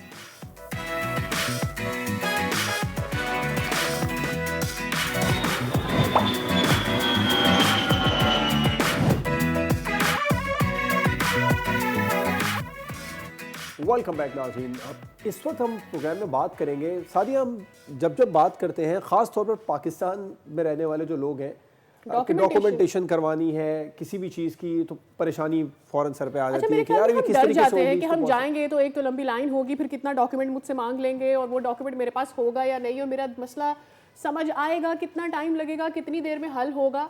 और ये वो मामला है जो तकरीबन हर पाकिस्तानी इसके साथ जुड़ा है। अब जिस पर हम बात करने जा रहे हैं, आप मेरे ख्याल में आपको इस मामले से गुजरना ही गुजरना है, शनाख्ती कार्ड बचपन में भी, शनाख्ती कार्ड भी, शादी के बाद भी। आप किसी अभी भी बड़े बड़े इकदाम हुकूमत की तरफ से दावे किए जाते रहे पिछले 8-10 सालों में, खासतौर पर कहा जाता रहा है कि भाई 24 आवर कर दिया है, फिर भी अगर किसी को नादरा के ऑफिस का चक्कर काटना पड़े सोचता जरूर है एक दफा, ये कहा जाता है कि भाई 8 आंसू रुला दिए गए हैं। तो लेकिन अब ये सिस्टम ईज होने जा रहा है, अब इसको बेहतर करने की, एक तो मेरे ख्याल में जब से ये डिजिटाइज हो गया है सिचुएशन और बेटर हो गई है, और इसको मजीद खातीन के लिए भी अच्छा और आसान बनाने के लिए कोशिश की जा रही है। और इसी पर आपको ये बताते चले कि जो शादीशुदा खातीन है उनके साथ ये होता है कि जब शनाख्ती कार्ड उनका, फिर उनके पास पहले ही ऑप्शन नहीं था कि भाई आया उन्होंने अपने वालिद का नाम चुनना है या शौहर का नाम चुनना है, बिकॉज वक्त के साथ साथ अब लोगों की प्रायोरिटीज़ फ़र्क हो गई हैं। उस रजिस्ट्रेशन में एक तो आसानी की गई है, दीगर और मामलात में भी फिर आपका फैमिली सर्टिफिकेट होता है, बे फॉर्म होता है, 10 चीज़ें और होती हैं। पहले कोई ऐसा कानून नहीं था, इसमें सुना है लेजिस्लेशन कर दी गई है, कानून साजी कर दी गई है, शौहर का नाम लिखवाना लाजमी हो, साथ में वालिद का नाम भी आप लिखवा सकते हैं। फिर जायदाद में हमने देखा पाकिस्तान में बहुत ज़्यादा मसला होता है, ख़वातीन को लोग नहीं देना चाहते, उनके लिए उसको भी अब आसान कर दिया गया है। मेरे ख्याल में अपने गेस्ट को इंट्रोड्यूस करा देते हैं। सैयद शबाहत अली साहब हमारे साथ मौजूद हैं, आप तर्जुमान हैं नादरा के। अस्सलाम वालेकुम and very very good morning to you, is nice to have you on the show. अब ये सबसे पहले तो मुझे जानना है, मेरा इंटरेस्ट है कि एक्चुअली जब होता ही है कि शादी हो जाती है किसी भी खातून की, तो उसको बड़ी कन्फ्यूजन होती है कि यार मैं तो शायद अपने शौहर का नाम नहीं ले जाना चाहती फॉर व्हाटएवर रीजंस, और मैं चाहती हूँ मेरी पूरी डॉक्यूमेंटेशन मेरे वालिद के नाम पर ही है, उसी को मैं कंटिन्यू करूँ, लेकिन फिर वहाँ पे मुश्किलें आती हैं। आई हैव हर्ड उसको अब ईज आउट कर दिया गया है, जैसा मुझे समझाइएगा और हमारे व्यूअर्स को भी कि कैसे आसान है अब खातून के लिए। जी अस्सलाम वालेकुम, पहले तो प्रोग्राम में मदऊ करने का बहुत बहुत शुक्रिया। और जैसे कि आपने ख़ुद भी बताया कि चूँकि ये रजिस्ट्रेशन का अमल है, सारी की सारी आबादी ने रजिस्टर्ड होना है, इसमें हर किस्म के लोग होते हैं और उनके मुख्तलिफ़ किस्म के मसाइल होते हैं, तो होलिस्टिकली उन मसाइल का जायज़ा लिया गया है और एक पूरी रिफॉर्म्स की एक लिस्ट है जिसको हमने इस रूल चेंजेस जो हुए हैं NIC के उसमें एड्रेस करने की कोशिश की है। ख़वातीन के हवाले से जो आपका सवाल है उसमें यह है कि इन कवायद के तहत अब ख़ातून को इख्तियार है कि वो अपने वालिद का नाम कैरी करना चाहें या अपने हस्बैंड के नाम को कैरी करना चाहें। इसमें मैं एक वजाहत कर दूं कि एक तो सिर्फ सर नेम की चेंज होती है, यानी कि उन्होंने ऑप्ट करना है कि वो अपने नाम के साथ जो नेक्स्ट नेम लग रहा है वो वालिद का इस्तेमाल करती हैं या हस्बैंड का, लेकिन उसके बाद नीचे शनाख्ती कार्ड में एक खाना है जिसके अंदर शादीशुदा होने के बाद शोहर का नाम लिखा होता है। तो यहाँ अब उनको ये चॉइस है कि वो वालिद का नाम लिखवा कर कंटिन्यू करना चाहती हैं, तो बावजूद इसके कि वो अपनी शादी रजिस्टर कर चुकी हैं तो वो उसको कंटिन्यू कर सकती हैं। गोइंग फॉरवर्ड अगर उनको किसी भी और डॉक्यूमेंटेशन की ज़रूरत पड़ती है तो वो इसी नेम के साथ उसको कंटिन्यू कर सकती हैं। चूँकि ये रूल्स के चेंजेस हैं तो लिहाजा इसका इम्प्लीमेंटेशन अक्रॉस द बोर्ड होगा और उनसे कोई भी महकमा इस तरह का मुतालबा नहीं करेगा। राइट, अच्छा, अब ये तो ख़वातीन की शादी के बाद में नाम तब्दील करने या ना करने की बात हो गई है, लेकिन फिर आगे चलकर जब बच्चे होते हैं फिर फैमिली रजिस्ट्रेशन सर्टिफिकेट या बे फॉर्म, इसके उसूल के लिए भी बड़े पापड़ बेलने पड़ जाते हैं। इसमें भी कुछ तब्दीलियाँ की गई हैं, आसानियाँ पैदा की गई। फैमिली रजिस्ट्रेशन सर्टिफिकेट, सबसे पहले तो मैं आपको ये बता दूं कि आज के इन तब्दीलियों से पहले ये 19 जून को नोटिफाई हुई हैं, तो उससे पहले ये कोई लीगल डॉक्यूमेंट नहीं था, यानी ये एक सर्टिफिकेट था जिसकी कोई लीगल बैकिंग नहीं थी। अब इसको एक मुकम्मल लीगल डॉक्यूमेंट बना दिया गया है। जो सबसे बड़ा चेंज है FRC के अंदर वो ये है कि पहले अगर आप जाते थे और जाकर अपने FRC निकलवाना चाहते थे तो जो भी कॉम्पोजिशन आ रही है उसके हिसाब से एक FRC निकाल के आपको दे दिया जाता था। अब ये है कि आपने जाकर वहाँ अपनी कॉम्पोजिशन पहले देखनी है, उसमें कोई फ़र्द मिसिंग है तो आप उसकी आइडेंटिफिकेशन करेंगे कि मेरा फ़लाँ भाई या मेरी फ़लाँ बहन इसके अंदर शामिल नहीं है या मेरा कोई बच्चा शामिल नहीं है। और जब आप ये कह देंगे कि ये मेरी कॉम्पोजिशन अब ठीक है तो आपसे एक अंडरटेकिंग ली जाएगी। आप दस्तखत करेंगे कि किसी भी फ़र्द को इस फैमिली रजिस्ट्रेशन सर्टिफिकेट से बाहर आपकी नॉलेज के मुताबिक नहीं रखा गया। अगर रखा गया है तो निशानदेही करेंगे, फिर वो नादरा का काम है कि हम कैसे उस फ़र्द से रब्ता करते हैं और कैसे उसको उसके फैमिली सिस्टम के साथ इंटीग्रेट करते हैं। तो ये एक बहुत मेजर चेंज है और इसकी इम्प्लिकेशंस बहुत सारी होंगी। जैसे आप अभी पहले कह रहे थे कि ख़वातीन को जायदाद के हिस्से से महरूम कर दिया जाता, तो वो कई जगहों पर इसका ये एक तरह का ट्रेंड सा है और उसमें वो करते ये हैं कि FRC से बहनों को बाहर कर देते हैं और भाई आपस में जायदाद बांट लेते हैं, किसी एक बहन को बाहर कर देते हैं। तो अब अगर ऐसा हो इस तरह की इस तब्दीली के बाद तो वो बहन आकर उस फैमिली रजिस्ट्रेशन सर्टिफिकेट की कॉपी हासिल कर सकती हैं जो कि उनके भाइयों की तरफ से साइंड ऑफ है और वो उनके खिलाफ एक बाकायदा कानूनी कार्रवाई कर सकती हैं। तो इसको अच्छा, मुझे ये पूछना इन चेंजेस के बाद अगर आप कलामी की माज़रत आप कंटिन्यू कीजिएगा, लेकिन मेरा सवाल था ये वो काफ़ी ये था डिफिकल्ट होगा किसी को उसके हक से महरूम करना। ऑल राइट, अच्छा, इसमें अगर कोई भी बहन या कोई भी खातून जाती है ये क्लेम करने के लिए कि भाई मेरा इस फैमिली से ताल्लुक है, तो उन्हें क्या चीज़ें देनी होंगी? दिस इज द पॉइंट, क्योंकि फिर घुमाया जाता है कि आप अपने वालिद को भी लेके आए, उनका शनाख्ती कार्ड लेकर आए, हस्बैंड का लेके आए, भाइयों के लेके आए। ऐसा तो नहीं होगा वो अगर जाके क्लेम कर दो उसको आसानी के साथ वो FRC मिल जाए। हाँ, तो डॉक्यूमेंट्स कौन से देने होंगे? अगर कोई खातून ऐसी हैं जिनका अपनी FRC के अंदर इंदराज नहीं है तो फिर इसमें दो सूरतें हैं, या तो उनके बाकी बहन भाई इस बात की आइडेंटिफिकेशन कर चुके हैं कि हमारी एक बहन इस फैमिली लिंक से मिसिंग है, उस सूरत में तो कोई ख़ास रिक्वायरमेंट नहीं है। ज़ाहिर है वो भाई ऑलरेडी पहले बता चुके हैं, वो खातून आएंगी, उनके भाई या उनके कोई भी इमीडिएट ब्लड रिलेटिव, उसमें भाई या बहन की कोई ख़ास प्रायोरिटी नहीं है। इमीडिएट ब्लड रिलेटिव्स में से कोई भी आकर उनकी फैमिली रजिस्ट्रेशन सर्टिफिकेट के ऊपर इंदराज में अटेस्टेशन करके दे सकता है कि मैं इस बात की इंडोर्समेंट करता हूँ कि ये मेरी फैमिली लिंक का हिस्सा है। और अगर उनको डेलिबरेटली इससे महरूम रखा गया है तो फिर नादरा का एक जोनल बोर्ड होता है जो कि हर ज़िले की सतह पे कायम किया जाता है। वो उसको रीच आउट करेंगी, अपनी डॉक्यूमेंट प्रोवाइड करेंगी, अपने जो भी एविडेंस है वो प्रेजेंट करेंगी। ये जहन में रखिएगा कि ये वो पॉपुलेशन है जिसमें माजी में बहुत से ऐसे अफराद जो कि पाकिस्तान की शहरियत का हिस्सा नहीं भी थे, वो अपने जाली दस्तावेज़ात बनाने की कोशिश करते रहे हैं। इसलिए जाहिर है एक मैकेनिज़्म तो इन प्लेस है, आपके सबूत मांगे जाते हैं, आपसे इंटरव्यू किया जाता है, लेकिन अगर आपके पास अपनी बर्थ सर्टिफिकेट मौजूद है, आपका कोई और ऐसा एविडेंस है, निकाहनामा है जिसमें आपके वालिदैन के नाम का इंदराज है, आप वालिद के और हस्बैंड का, तो it's not a big deal really. ठीक है। अच्छा, एक इससे रिलेटेड एक और सवाल था। कई बार ऐसा होता है कि जिन हजरात की एक से ज़ायद शादियाँ हुई होती हैं, उसमें या तो कभी पुरानी जो बीवी होती है उसके पास डॉक्यूमेंटेशन नहीं होती है, नादरा में उनकी एंट्रेंस नहीं होती, और कई बार दूसरी बीवी या सो ऑन और जो नया रिश्ता होता है उसकी एंट्री नहीं होती। फिर उससे आगे जो बच्चे होते हैं उनकी बेफॉर्म, उनकी डॉक्यूमेंटेशन में बड़ी मसले मसाइल हो जाते हैं। तो ये FRC उन ख़वातीन को किस तरह से फैसिलिटेट करेगा?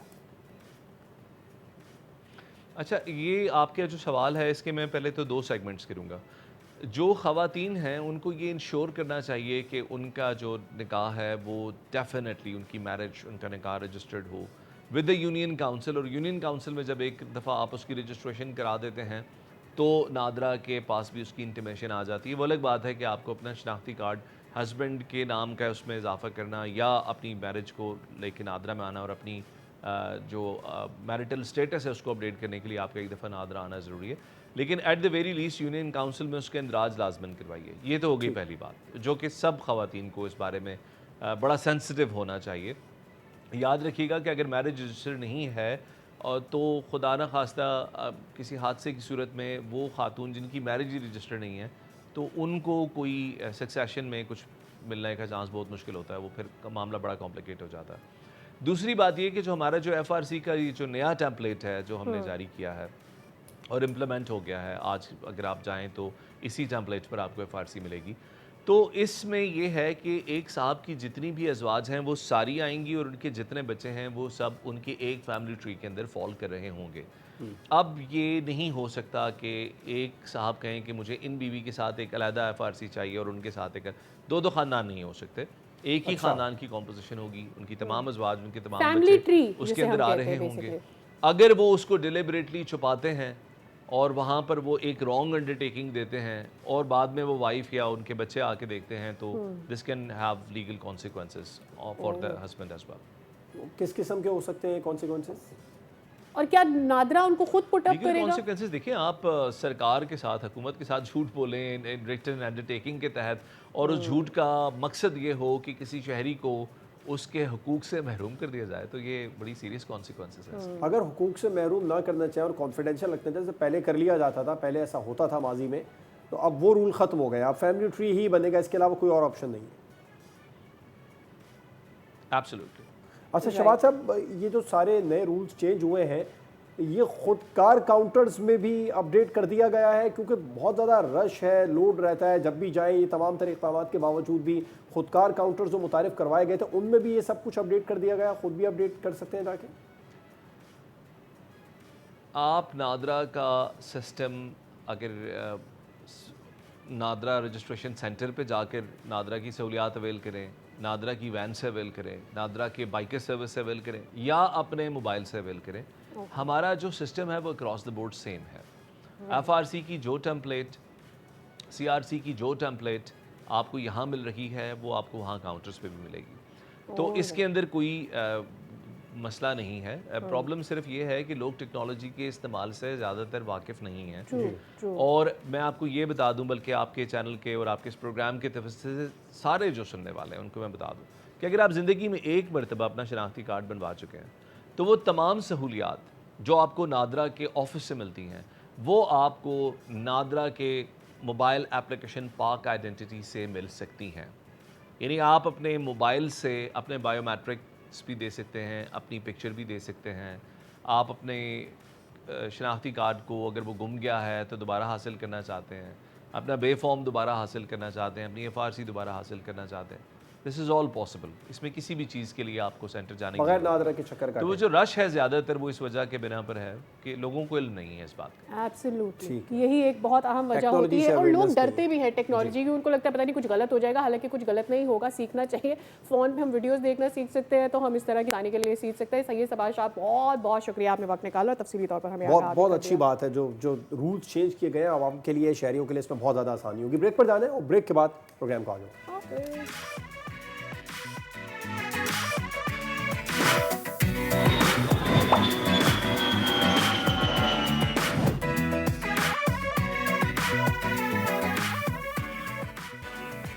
वेलकम बैक अगैन और well it is the first day of the month और आज पहला ही दिन है और विफाकी बजट के बाद आज से बाकायदा बजट में आए नए टैक्सेस का नाफिज होने जा रहा है हुकूमत की जानिब से, जहां पेट्रोलियम मसनूआत की कीमतों में एक बड़ा इजाफा किया ही गया था। आज हमने देखा कि डीजल एंड सो ऑन इस पर इजाफा हो जाएगा। लेवी पहले ही 2.5 लगा दी गई थी, अब इसके साथ साथ बिजली की कीमतों में कमी हुई है। अब ये जो इलेक्ट्रिसिटी ड्यूटी कह रहे हैं ख़त्म की जा रही है, उसके लिए तजवीज़ ये दी गई है कि आपको ये टैक्स जहाँ से भी जमा करना है आप जमा करें, यहाँ से नहीं वहाँ से करें। बहरहाल बिजली के बिलों में इसका इतलाक नहीं होगा।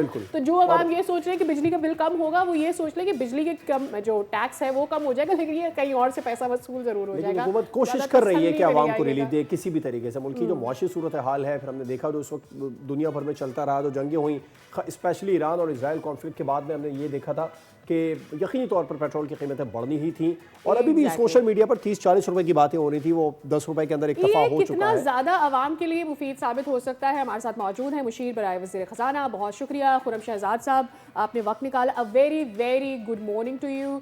फर्स्ट थिंग फर्स्ट, जो पहली चीज़ हमारे जहनों में आती है वो यही आती है कि ये जो सारे नए टैक्सेस आ रहे हैं और जो नए इकदाम कर रहे हैं, उसका इम्पैक्ट आवाम पर किस हद तक आएगा।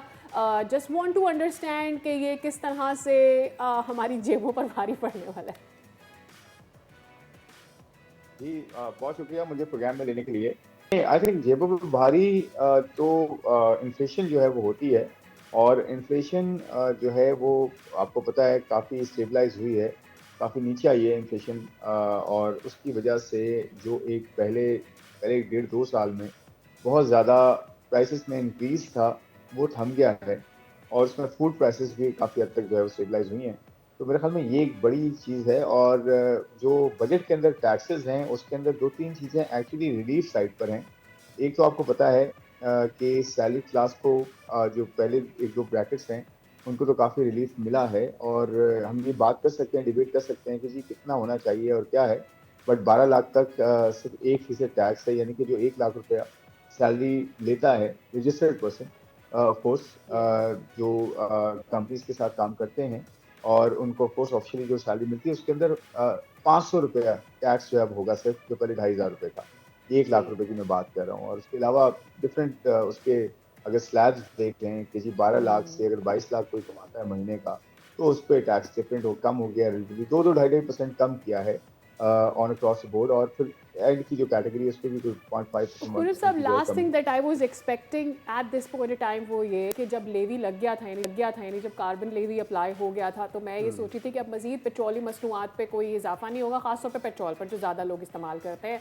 अब चूंकि आप भी जानते हैं और हम भी जानते हैं कि जब पेट्रोल की कीमत बढ़ती है ना, फिर आप बाकी सारी चीज़ें नहीं रोक सकते। गवर्नमेंट कोई भी प्राइस लिस्ट दे ना दे, हर चीज़ महंगी होती है, उसका इम्पैक्ट मैं कोई छोटी से छोटी चीज़ खरीदूं या बड़ी से बड़ी चीज़ खरीदूं उसके ऊपर आता ही है। तो जब आप ये कहें कि जी बाकी चीज़ों की प्राइस कम कर दी, टैक्स में कमी कर दी, लेकिन पेट्रोल प्राइस बढ़ा दी, तो मेरी जेब पर तो उसका असर होना ही है।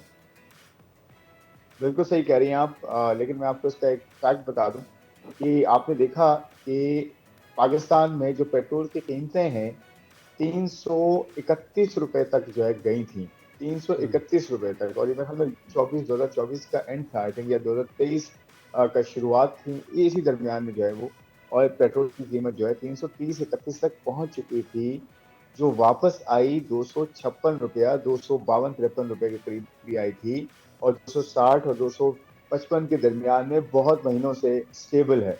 तो इस पे अगर हम देखें तो कितनी प्राइस चली गई थी और कहाँ आके रुक गई थी फिर, और ऑब्वियसली इसमें इंटरनेशनल ऑयल प्राइसेस बहुत ज़्यादा रोल प्ले करती है। तो अब जाके 8 रुपये बढ़ी है, 266 पे पेट्रोल आया है। तो हम रिलेटिव टर्म में देखें कि जी कहाँ पेट्रोल चला गया था और फिर कहाँ आया। और दूसरी बात ये आपने देखा, ईरान की जंग चली है। ईरान एक बहुत बड़ा प्रोड्यूसर है ऑयल का, पूरी दुनिया में जो है उसका टॉप 5 में उसका जो है वो रैंक है ऑयल प्रोड्यूसर्स में भी और गैस प्रोड्यूसर्स में भी। और फिर आपको पता है ये जो स्ट्रेट ऑफ हॉर्मुज़ है, ये जो पूरी पट्टी है जहाँ से ऑयल जाता है, जो मिडिल ईस्ट की पट्टी है, ये पूरा जो है एशिया पैसिफिक को ऑयल जाता है। चाइना है, जापान है, मलेशिया है, इंडोनेशिया है, ये सारे कंट्रीज हैं, हम हैं इसमें, इन सबको ऑयल जाता है। तो आपको पता है ना कि जंग हो रही थी तो उसमें क्या खतरा थे, उससे ऑयल कितना ऊपर गया था, $64 से $65 से उठ के 76-78 पे चला गया था विद इन डेज। तो उसका एक इम्पैक्ट तो आना है, ये उसका एक इम्पैक्ट है जो कि एक कहते हैं नी जर्क है बीच में। उसका इम्पैक्ट है। एंड आई एम होपफुल कि ऑयल प्राइसेस दोबारा नीचे आ गई हैं तो इसका पास ऑन दोबारा आ जाएगा। आप थोड़ा सा वेट करें 15 दिन का, आपको इसमें जो है बेहतरी लेकिन नजर खुरम साहब आएगी। आज और ये पूरी आज से दुनिया में हुआ टैक्सेस है कि इम्प्लीमेंटेशन जब होने ऑयल थे बढ़ा, जो बजट। एक जी जी जी जी जी, ऐड कर रहा हूँ, कंटिन्यू कीजिए। जब ऑयल बढ़ा तो पूरी दुनिया में ज्यादातर में ऑयल की कीमतें बढ़ गई हैं, पेट्रोल की कीमतें बढ़ गई हैं। उसके ये कि जो ऑयल बढ़ता है तो उसकी जो ऑर्डर्स प्लेस हुए हैं वो हायर कॉस्ट पे हो गए, और इसलिए हो गए कि ये खदशा था कि $100 का जो है ऑयल ना हो जाए या $120 का ऑयल ना हो जाए। तो एक बीच में एक जंप आया है, ये ऐसा नहीं है, और बहुत अरसे बाद आप देखें कीमतें जो है वो बढ़ी हैं, बहुत अच्छे अच्छे तक जो है स्टेबलाइज। लेकिन बहरहाल आज से जो बजट आप लोगों ने लेके आए थे, उस बजट में जो नए टैक्सेस थे उनकी इम्प्लीमेंटेशन होनी थी, सैलरीड क्लास को थोड़ा बहुत रिलीफ जो देने की कोशिश की गई थी वो मिलना था। अभी तो पेट्रोल प्राइस बढ़ जाती है, ये तो आउट ऑफ द सिलेबस आ जाता है। इसको लेकर आवाम को रिलीफ कैसे देने का सोच रहे हैं? आपने कहा 15 दिन बाद कीमतें कम होंगी, इसका कुछ इंदिया आपने दिया, क्या जितने बढ़े हैं उतने ही कम भी होंगे? बिल्कुल, अभी इसका बिल्कुल कोई बात नहीं की जा सकती, लेकिन हाउ इट वर्क्स एक्चुअली, ये जो है ना, जो जो ऑयल मार्केटिंग कंपनियां होती हैं जिसमें पीएसओ है, ये कंपनियां क्या करती हैं, ये ऑर्डर प्लेस करती हैं और उनका एक एवरेज इंपोर्ट कॉस्ट आती है, उसके ऊपर फिर करेंसी की पैरिटी अप्लाई होती है कि कितने के डॉलर का ये ऑयल पड़ा और डॉलर कितना ऊपर नीचे हुआ। उसके बाद जाके 15 दिन बाद उसकी एवरेज आती है। मैं आज ये नहीं कह सकता कितना ऑयल नीचे आए, पेट्रोल नीचे आएगा, यू नेवर नो कि जब मैं ये बात कर रहा हूँ और अगले 15 दिन गुजरे हैं उसके दरमियान कोई ऐसा अल्लाह ना करे कोई चीज हो जाए जिससे फिर ऑयल ऊपर चला जाए। तो देखें, बात ये है कि ये इंटरनेशनल ऑयल प्राइसेस हैं जो कि पास ऑन होती हैं पूरी दुनिया में। अब यूएई में देख लें, पेट्रोल की कीमत में इजाफा हो रहा है और बाकी उन कंट्रीज में इजाफा हो रहा है जहाँ पे खुद प्रोड्यूस करते हैं वो। तो इंटरनेशनल ऑयल प्राइसेस का किसी पे कोई काबू नहीं है, तो वो ज्यादा होंगी, बढ़ेंगी, उसकी एवरेज कॉस्ट अगर ज्यादा आएगी तो यहाँ पास ऑन होगा, अगर राइट। कम होगी तो यहाँ पास लेकिन ऑन होगा, आपकी और हमने बिल्कुल मैं पास में अग्री देखा करती है। हूँ खुरम साहब, लेकिन वहाँ पर एक सिस्टम मौजूद है, वहाँ पर खुद साख्ता लोग इजाफा नहीं कर सकते अशिया की जो कीमतें हैं उसमें। प्राइस कंट्रोल लिस्ट के ऊपर लागू होता है, बहुत ज़्यादा स्ट्रिक्टली उसको फॉलो किया जाता है। तो उसकी वजह से ये होता है कि जो लोअर मिडिल क्लास है या जो मिडिल क्लास है वो कुछ अपने बजट को कैलकुलेट कर सकते हैं कि भाई इतना जेब में पैसा है और महीने के एंड तक हमने कैसे गुजारा करना है। एक तो इसके ऊपर कमेंट कि भाई हमारे मुल्क में कब चीज़ें जो हैं थोड़ी सी स्ट्रीमलाइन हो जाएंगी कि थोड़ा तो ब्रीदर एक मिल जाए ना आम आदमी को। एक और चीज़ मेरे जहन में अभी ये आ रही थी कि एक तरफ तो बिजली के जो इलेक्ट्रिसिटी चार्जेस हमने देखा है वो कम किए गए, ड्यूटी उसकी नीचे लाई गई है, ख़त्म करने की बात की जा रही है, पर ऑन द अदर हैंड हमने ये भी देख लिया कि अब गैस की प्राइसेस ऊपर जा रही हैं। तो वही वाली बात पे मैं दोबारा आ जाती हूँ कि इधर से निकलता है, इधर से रिलीफ आता है और उधर से पैसा चला जाता है। अच्छा जी, मैं पहले का जवाब दे देता हूँ। देखिए, आपने कहा कि जी दूसरे मामले में बड़ा सिस्टम है, हमारा सिस्टम नहीं है।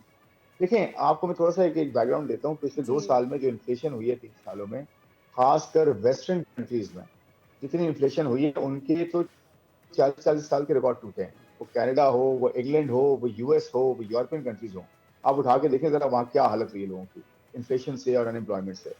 और सिस्टम की जो आप बात कर रही हैं, अब मैं बिल्कुल एग्री करता हूँ, हमारे यहाँ सिस्टम शायद इतना रोबस्ट नहीं है, वो लेकिन ठीक है ऑयल खुरम साहब, लेकिन प्राइसेस। रियासत ने जो भी लोग बेरोजगार वहां पर हुए, जो मुझे जवाब मुतासर देने हुए, दें, उनको ऐसे छोड़ नहीं दिया था। मुझे जवाब देने देंगे जरा, मैं जी कंप्लीट कर जी लेता हूँ प्लीज। जी। मैं ये कह रहा हूँ कि पाकिस्तान में हमारे यहाँ डेफिनेटली सिस्टम उतना रोबस्ट नहीं है, उसको बनाना चाहिए, उसको बेहतर करना चाहिए। लेकिन मैं ये कहना चाह रहा हूँ कि जो कीमतें ऊपर नीचे होती हैं पूरी दुनिया में, वो डिमांड सप्लाई पे होती हैं। हमारे यहाँ फ्लड्स आए 2022 में, उसके बाद पूरी एग्रीकल्चर, हमारी फार्म इनकम से लेकर फार्म इकोनॉमी तबाह हुई है, जिस पर $30 बिलियन का लॉस हुआ। और आपके यहाँ फूड इन्फ्लेशन देखें कहाँ गई, 49% पे। आज फूड इन्फ्लेशन नेगेटिव हो रही है पिछले 3-4 महीनों से। यानी कि आटे की कीमत अगर जो है वो 2600 रुपए थी तो वो 1800 पे आई है। 160 रुपए का आटा पर केजी था 2023 में, तो आज जो है वो 100 रुपए उससे नीचे है। तो मैं कहना चाहता हूँ कि बहुत सारी ऐसी चीजें जो हमें बेहतर करनी है, एग्री कर रहा हूँ। राइट, चले, ये तो आपने बताया। अब जो बिजली के बिलों में रिलीफ देने की हुकूमत ने कोशिश इन्फ्लेशन की है, थी टर्की, नाइजीरिया और दूसरे कंट्रीज में, आज वहां भी 35% ही इन्फ्लेशन है। हमारे यहाँ 4.6-4.7% इन्फ्लेशन है, तो कुछ तो फर्क राइट है ना। तो मैं राइट। क्या, और आप देखें करेंसी हमारी स्टेबलाइज हुई है, उससे भी फर्क पड़ा है। आई एग्री विथ यू कि यहाँ पे सिस्टम बेहतर होना चाहिए, प्रोविंशियल इकोनॉमी को और लोकल इकोनॉमी को एक्टिवेट होना चाहिए प्राइसेस को देखने के लिए और सप्लाई को बेहतर बनाने के लिए। मैं बिल्कुल एग्री करता हूँ, इसमें पूरी हमारी जो है वो प्रोविंशियल और लोकल इकोनॉमी को साथ देना चाहिए। फेडरल गवर्नमेंट का सिर्फ ये काम नहीं है, मैं ये कहना चाह रहा हूँ। ठीक है। अच्छा खुरम साहब, एक तो ये बड़ा अच्छा इनिशिएटिव है इलेक्ट्रिसिटी ड्यूटी चार्जेस जो उस पर कम कर दिए गए हैं। आई एम होपफुल कि ये देखना है कि सूबाई हुकूमत उसको कितनी जल्दी इम्प्लीमेंट कर पाती है। इसके अलावा कोई अच्छी खबर जो मैं आपसे एक्सपेक्ट करूँ, आप हमारे व्यूअर्स के साथ शेयर कर सकते हैं नए इनिशिएटिव्स के हवाले से हमें बताएगा। देखिए, नए इनिशिएटिव्स में एक तो आपने देखा कि जो डायरेक्शन ऑफ ट्रैवल है वो अब थोड़ी चेंज हुई है। ऑल्दो हम ये बात कर सकते हैं कि जी रिलीफ कितना होना चाहिए, कितना और किसको रिलीफ मिलना चाहिए। प्रायोरिटी क्या है वो मैं ये बताता हूँ। प्रायोरिटी अब जो जो पब्लिक सर्कल्स हैं, पॉलिसी सर्कल्स हैं, उसमें ये है कि जो फॉर्मल सेक्टर है, यानी कि वो कॉर्पोरेट सेक्टर हो, सैलरीड क्लास हो या कोई भी टैक्स दे रहा हो, उसके ऊपर से बर्डन कम किया जाए। और आप आगे देखेंगे आने वाले महीनों में और आने वाले हफ्तों में, सालों में, जो भी आप नई नई चीजें जो आएंगी उसमें सबसे पहले फिस्कल अगर स्पेस मिलती है, यानी कि एक्सपेंडिचर्स कंट्रोल में हैं और टैक्सेस जो है उनसे लिए जा रहे हैं और लिए जाएंगे जो कि टैक्स नहीं देते और अंडर टैक्सड हैं, जो चोरी करते हैं टैक्स। तो आपने देखा होगा इस तरह की स्टेप्स भी लिए गए हैं कि अब वो जो टैक्स नहीं दे रहा और टैक्स एलिजिबल है, उसको वो गाड़ी नहीं खरीद सकेगा, वो प्लॉट नहीं खरीद सकेगा, वो बैंक नहीं खोल अकाउंट नहीं खोल सकेगा, इन्वेस्ट नहीं कर सकेगा। और वो सारी चीजें उसको सहूलियात होनी चाहिए। टैक्स पेयर है उसी को मिलनी चाहिए सहूलियात, उसको क्यों मिले जो कि टैक्स ना दे। तो इस पे लेजिस्लेशन हो रही है, तो ये एक बेहतरी की जानिब एक कदम है। और दूसरा, ये टैक्स रेट को कम करने की कोशिश की गई है इस बजट में, ताकि पाकिस्तान में ऐसा बहुत कम हुआ है कि टैक्स रेट कमी की। आप मुझे बताया कि 8-10 सालों में तो ऐसा नहीं हुआ, मैंने नहीं देखा, बट डायरेक्शन ऑफ ट्रैवल थोड़ी चेंज हुई है। तो डिबेट ही की जा सकती है कि कम है या ज्यादा है, बट डायरेक्शन इज इंपॉर्टेंट। इंशाल्लाह उस पर काम किया जाता है। बिल्कुल, सिस्टम को बेहतर करने की कोशिश की जा रही है, टैक्स पेयर्स बढ़ाए जाएंगे। खुरम शहजाद साहब, मुशीर बराए ख़जाना हमारे साथ मौजूद थे, आपका बहुत शुक्रिया हमें प्रोग्राम में वक्त देने के लिए। साजी, आपने देखा कितनी उन्होंने आखिर में जाते जाते पॉजिटिव बात की कि हमने टैक्स पेयर्स को बढ़ा रहे हैं, रास्ते बंद कर दिए जाएंगे उनके लिए जो फाइलर नहीं बनेंगे, जो टैक्स नहीं देंगे। और हाँ, लेकिन रियासत के लिए ख्वाहिश है कि जो टैक्स पे कर रहा है उसके लिए ट्रांसपेरेंसी, और जो नहीं पे कर रहा उसके लिए ट्रांसपेरेंसी ज़रा सी आ जाए, ताकि थोड़ा सा मैं इसमें भी प्रिविलेज फील करूं कि टैक्स तो मैं पे कर देती हूँ, जो नहीं पे कर रहा उसके साथ क्या होने जा रहा है। Well, with that we are taking this break.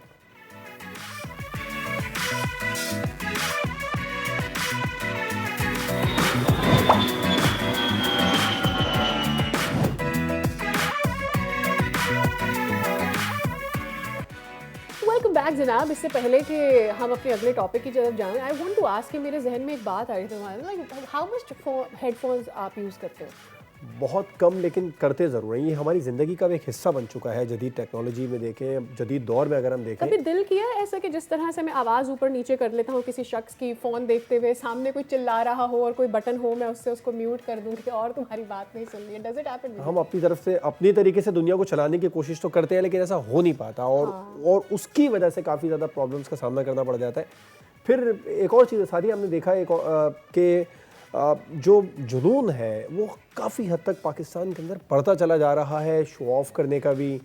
और मेरे ख्याल में ये दुनिया भर में भी है ना कि उसके पास ये चीज़ है। जो बहुत सारे लोग जो हैं वो ये भी कर रहे हैं कि भाई मैं हेडफोन का इस्तेमाल करूँ, ये भी हेडफोन का इस्तेमाल, इसके पास ज़्यादा अच्छे वाले, अब मैं ये खरीद। अच्छा, अब एयरपोर्ट्स की बात कर ही रहे हैं तो ये पिछले दिनों बहुत ज़्यादा एक वायरल हुआ था कि एयरपोर्ट्स के चक्कर के अंदर एक फ्रांस का शहरी पाकिस्तान पहुंचा अपने एयरपोर्ट्स वापस लेने के लिए। और पंजाब पुलिस ने वो गुत्थी भी सुलझाई थी, उसको वापस भी किया था। दुबई में उसके एयरपोर्ट्स गुम हुए थे, फ्रांसीसी सिटीजन के, इंडियन शहरी था जिसने चोरी किए थे। इंडिया तो हर जगह पे अपना आप दिखाते ही हैं इंडियंस, तो वैसे ये बहुत रेसिस्ट बात थी, लेकिन फिर भी ये बरतानवी शहर लॉर्ड माइल्स से कह रहे हैं पंजाब पुलिस से इसका एक्स अकाउंट पर रब्ता हुआ था, फिर इसने एयरपोर्ट इसके गुम गए, इसने वहाँ मुतालबा किया कि भाई मेरे हेडफोन जो है ईयरफोन्स हैं या एयरपॉड्स जो हैं वो गुम गए हैं और जेहलम की लोकेशन बताई जा रही है, ये मुझे नज़र आ रहा है। फिर पुलिस ने इसकी मदद की और इसके एयरपॉड्स इस तक पहुंचाए।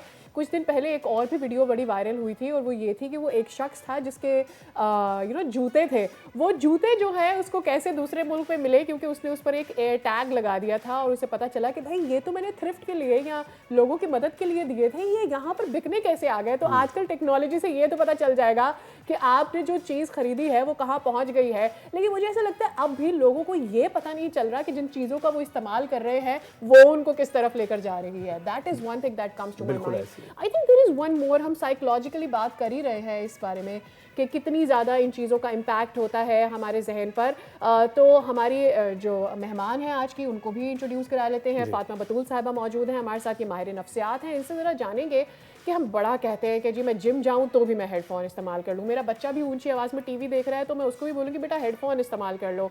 मैं अगर फ़ोन पे भी हूँ और मुझसे कोई ऐसी बात कर रहा है जो मुझे पसंद नहीं आ रही, तो पता नहीं क्या बात कर रहा है मुझसे, कितनी देर से जवाद पता नहीं क्या बोलता जा रहा है, मैं फ़ौरन हेडफोन लगाऊंगी और जवाद को इग्नोर फील होगा कि यार सादिया ने तो मुझे टोटली इग्नोर कर लिया, वो बेचारा वहाँ से मुँह बनाकर चला जाएगा और मैं अपनी दुनिया में मगन हो। और ये सिर्फ ऑफिस में नहीं, हम फैमिलीज़ में भी बहुत ज़्यादा करने लग गए हैं, अपने बच्चों के साथ, पेरेंट्स के साथ। पेरेंट्स को फील होता है कि जी हमें इग्नोर कर दिया गया है, और ये मुआशरा किस तरफ जा रहा है, नफ्सियात किस हद तक बिगड़ चुकी हैं, इनकी दुरुस्तगी किस तरह होगी।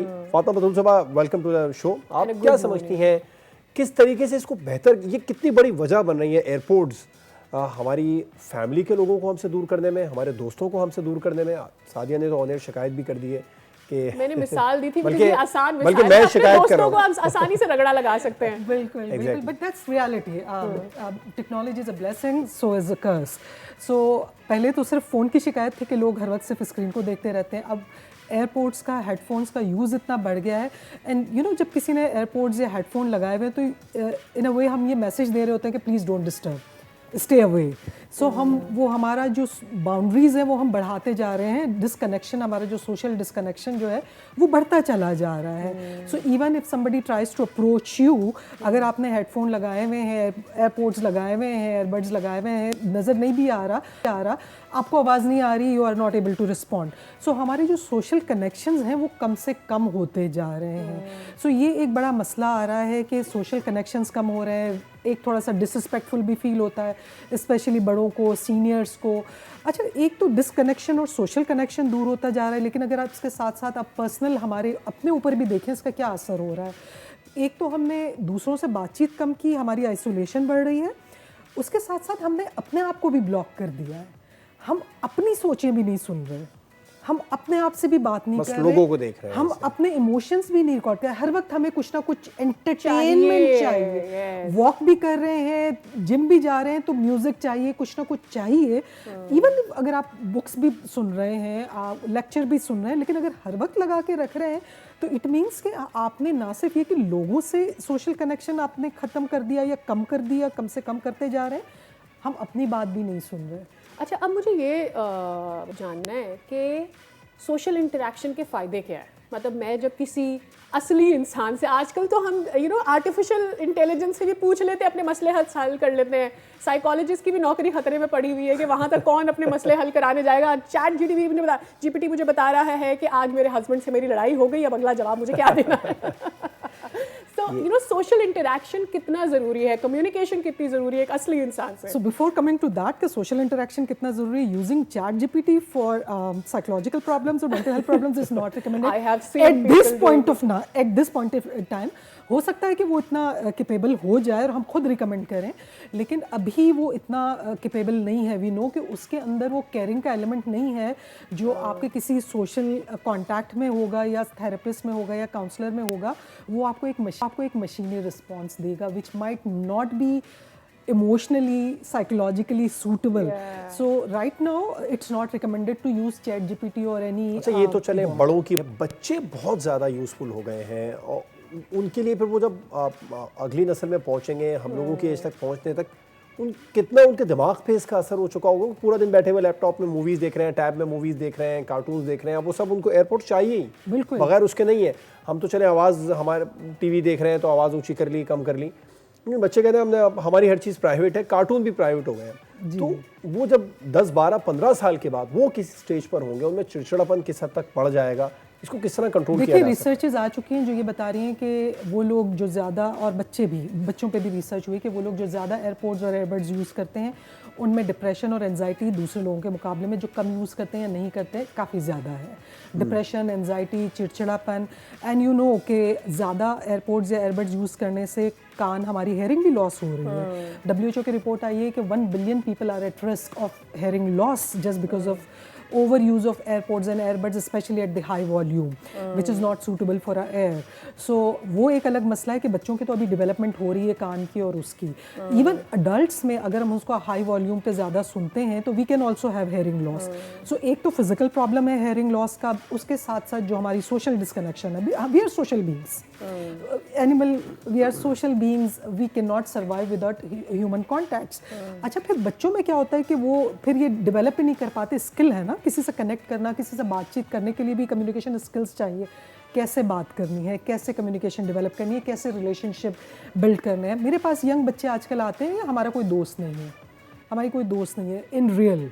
ठीक है, फेसबुक पे 1000 दोस्त होंगे, लिंक्डइन पे जो भी हैं, उनके इंस्टा पे, टिकटॉक, बहुत सारे. लेकिन हमारे पास एक सोशल इंटरेक्शन की हमें ज़रूरत होती है. Exactly. इंसान को ह्यूमन टच की भी ज़रूरत होती है. वो कम से कम होता जा रहा है, ट्रस्ट कम से कम होता जा रहा है. जो कुछ आप पोस्ट कर रहे हैं इंस्टा पे वो रियल फीलिंग्स यूजुअली नहीं होती. वो तो वो फीलिंग्स है, वो चीज़ें जो आप दिखाना चाहते हैं. पिक्चर भी नहीं होती ना. एग्जैक्टली, वो रियल पिक्चर भी नहीं होती, फिल्टर्स लगे हुए हैं. You know how you want to portray yourself. Who portrays, who puts up their failures. You know, हम सक्सेस, ग्लैमर, हमने ये एंजॉय किया, ये खाया, ये पिया, यहाँ गए. डोंट इवन नो ना कि अगर मैं अपना फेलियर भी डाल दूंगी तो वो मैंने पब्लिक कर दिया, अब वो कैसे आगे परसीव किया जाएगा. Exactly. अगर कोई बेचारा अगर अपना रोना रो भी देता है इंटरनेट पर तो आपको पता है उसके बाद बहुत ही जो ट्रोलिंग होती है, जो साइबर बुलिंग होती है, वो फिर एक अलग इशू है जिससे हमारे यूथ इफेक्ट हो रहे हैं, हमारे बच्चे इफेक्ट हो रहे हैं. At this point we have couple of videos. अगर वो रेडी है वीडियोस तो आई वुड लाइक कि वो भी हम चला सके स्क्रीन के ऊपर. कि वो चूँकि हम बात करें सोशल मीडिया की, तो सोशल मीडिया का क्या इम्पैक्ट. हम सोशल मीडिया पर अपनी चीज़ें डालने के लिए बहुत सारी ऐसी गलतियाँ कर देते हैं जो एक्चुअली किसी के लिए जानलेवा साबित हो सकती है. अभी हालिया इतनी बारिशें हुई थी एंड आई रियली वांट कि अगर वो यू नो वीडियोस हम चला सकें. हमने एक खातून को देखा और वो खातून जो है उन छोटे चट्टान का पत्थर, चारों तरफ पानी है, उस पर बच्चे को खड़ा करके तस्वीर खींचने की कोशिश और फिर एक तो उन्होंने जिस तरह से उस बच्चे को उठाया और वहां तक उन्होंने ले जाने की कोशिश की. एक तो वो मुझे तो डर लगा कि उस बच्चे का हाथ ना निकल जाए, वो पुल ना हो जाए, जिस तरह से उन्होंने उठाया. और फिर वो बच्चा डर रहा है, मतलब वो पत्थर के ऊपर पैर नहीं रख रहा है. फिर उन्होंने उसको वापस रखा. अब इस मूविंग में ही वो बच्चा गिर सकता था. इसका ताल्लुक भी यकीनी तौर पर नफ्सियात से है ना, कि हम शो ऑफ करना चाहते हैं, तो एक पिक्चर बनाने के लिए, लोगों को दिखाने के लिए, देखिए जी जो हमने किया वो कोई नहीं कर सकता. करेक्ट. अच्छा, एक और वीडियो मैंने देखी, उस पर भी यूं ही हुआ कि वो एक छोटे से पत्थर पर बज़ाहिर वो वालिद लग रहे हैं उस बच्चे के. ये वाली वीडियो आप भी देखें. ये वीडियो में आप देखें कि ये पानी का बहाव तो पहले देखें कि कितना तेज है. अब ये पत्थर पूरा पानी से स्लिप हो रहा है, मतलब स्लिपरी हो चुका है. नीचे वाली चट्टान भी स्लिपरी हो चुकी है. जिसका आप जिक्र कर रही थी अभी सादिया कुछ देर पहले, वो अपने बच्चे को इस छोटे से पत्थर के ऊपर खड़ा करने की कोशिश करेंगी. फिर इस शख्स ने भी, ये थोड़ा सा हम आगे चले गए हैं, पहले इस चट्टान के ऊपर अपने बच्चे को तनहा से खड़ा कर दिया था, उसके बाद में वहां पहुंचा है. मैं सोच रही थी कि अगर परफेक्ट पिक्चर कि हम लोगों को बहुत एक परफेक्ट पिक्चर दिखाना चाहते हैं, हमारी लाइफ परफेक्ट है, you know everything is perfect, so we want to get a perfect view and we want to show the perfect things to the people. हाँ, लेकिन मेरे जहन में आ रहा है कि स्वात और अपर एरियाज में तो इतनी सारी जगह है ना तस्वीरें खिंचाने की. इस सैलाबी रेले में क्यों तस्वीर किसी को खिंचवानी होगी? What comes through people's mind do you think? So again वही वाली बात है कि हम दुनिया को क्या दिखाना चाहते हैं कि यू नो पीछे आगे पानी है, हम पानी के बीच में, यू नो परफेक्ट.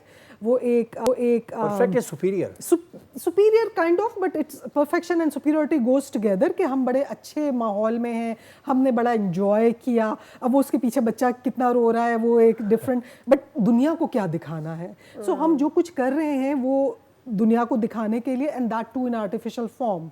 सो वो चीजें बढ़ती जा रही हैं. रोका कैसे जा सकता है? हम इस चक्कर में नुकसान भी उठाते हैं, उठा रहे हैं. 13 जो पहले में लोग बह गए, सिर्फ यही था ना कि डिफरेंट करके दिखाना चाह रहे थे लोगों को. तब चट्टान में जाके चट्टान के ऊपर खड़े होकर दरिया की जगह पे तस्वीर खिंचवाना चाह रहे थे. अब इस माइंडसेट को बदला कैसे जा सकता है? ये जो नफ्सियात बढ़ चुकी है बहुत ज़्यादा, इसको रिवर्स कैसे कर सकते हैं? देखिए, हमें ये समझने की ज़रूरत है सेफ्टी फर्स्ट. जो अपनी फैमिली के लिए तो कम से कम इंसान ये सोचे कि सेफ्टी फर्स्ट, कि हम अपने प्यारों को खतरे में डाल रहे हैं. हमें अपने प्यारे हैं या जिनको दिखाना है वो ज़्यादा प्यारे हैं. हमारी वैल्यूज़ क्या है? We have to ask ourselves कि हमारी वैल्यूज़ क्या हैं. What do we want to do, what do we want to get out of it, what is more valuable, our family, या दुनिया को दिखाना ज़्यादा इंपॉर्टेंट है। We have to ask ourself. और देखिए, हम अपने आप से भी तभी ये सवाल पूछेंगे ना जब हम अपने दिमाग को थोड़ा फारिग रखेंगे, जब हम अपने दिमाग को हर वक्त इंगेज नहीं रखेंगे कांस्टेंट मीडिया की बम्बार्डमेंट्स। आजकल ये एक बहुत बड़ा चैलेंज आ रहा है कि लोगों ने सोचना कम कर दिया है। अपने आप से बात करना, एक दूसरे से बात करना, तो साथ साथ अपने आप से बात करना, अपने इमोशंस को एक्सपीरियंस करना छोड़ दिया। लोग बोर नहीं होना चाहते, which is very very important. कभी कभी बोर होना is important because boredom leads us to creative thinking, boredom leads us to exploring things and also assess yourself, self reflection.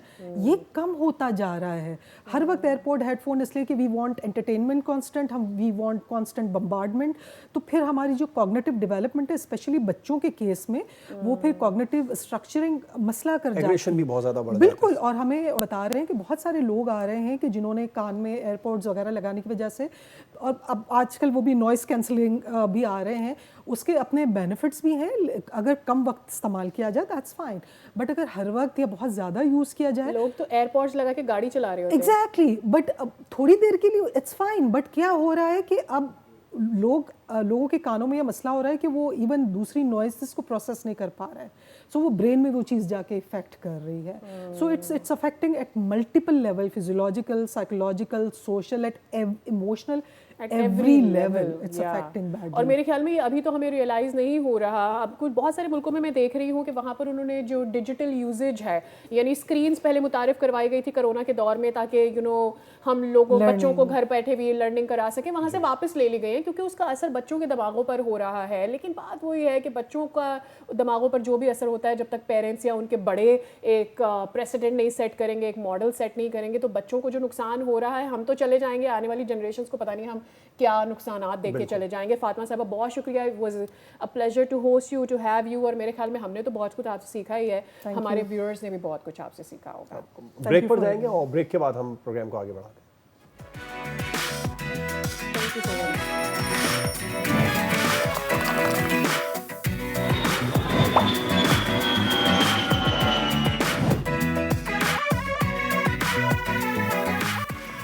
Welcome back नाज़रीन। अभी कुछ रोज़ कबल की बात है, पाकिस्तान की सीनियर अदाकारा आयशा खान का इंतकाल हुआ था, जिस पर सोशल मीडिया पर एक तूफ़ान मचा हुआ था कि जब तक वो हयात रही तो किसी ने उन्हें पूछा नहीं है।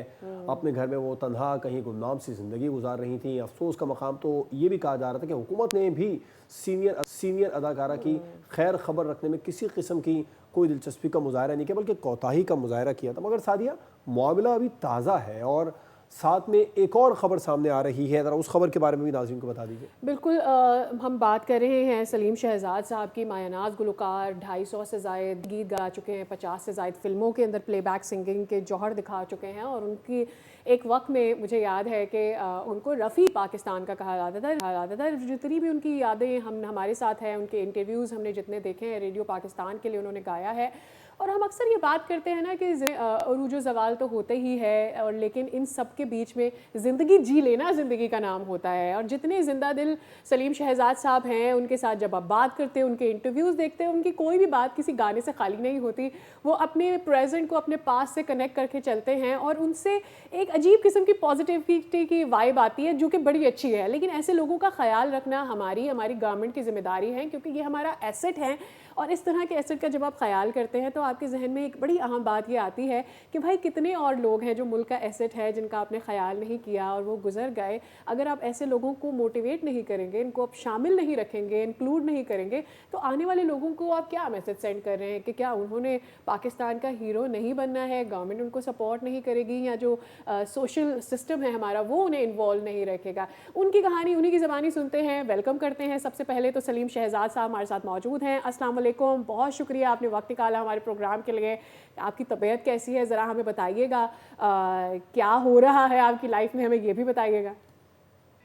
अस्सलाम वालेकुम नाजरीन, मैं अरसे 50 या शायद 60 साल से मीडिया में, पहले रेडियो पाकिस्तान में, उसके बाद PTV आया, फिर वहाँ काम किया, और 3 साल से ये मेरी आँखें जो हैं एक ऐसे मूसी डॉक्टर के हाथ लग गया मैं, जिसने पता नहीं अनाड़ी था वो क्या था, मैं अच्छा भला वर्किंग उसमें था, लेकिन उन्होंने ये बिगाड़ दी आंखें।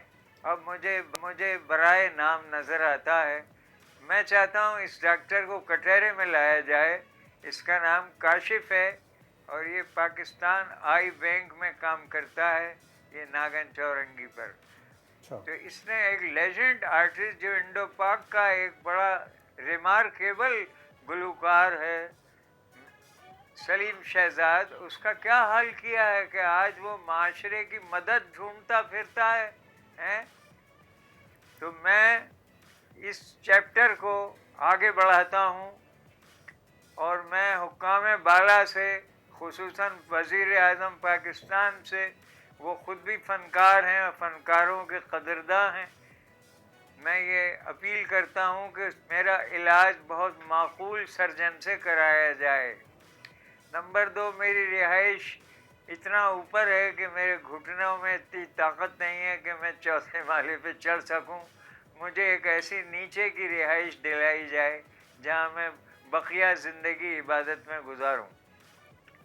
मेरे वालिद साहब थे मोहम्मद अजीम प्रेम रागी। वो एक शायर भी थे और गुलूकार भी थे, बड़े गायक थे, हिंदुस्तान के बड़े मशहूर। उनके दीवान हैं, ये मैं ज़रा दीवान आपकी नज़र करना चाहता हूँ।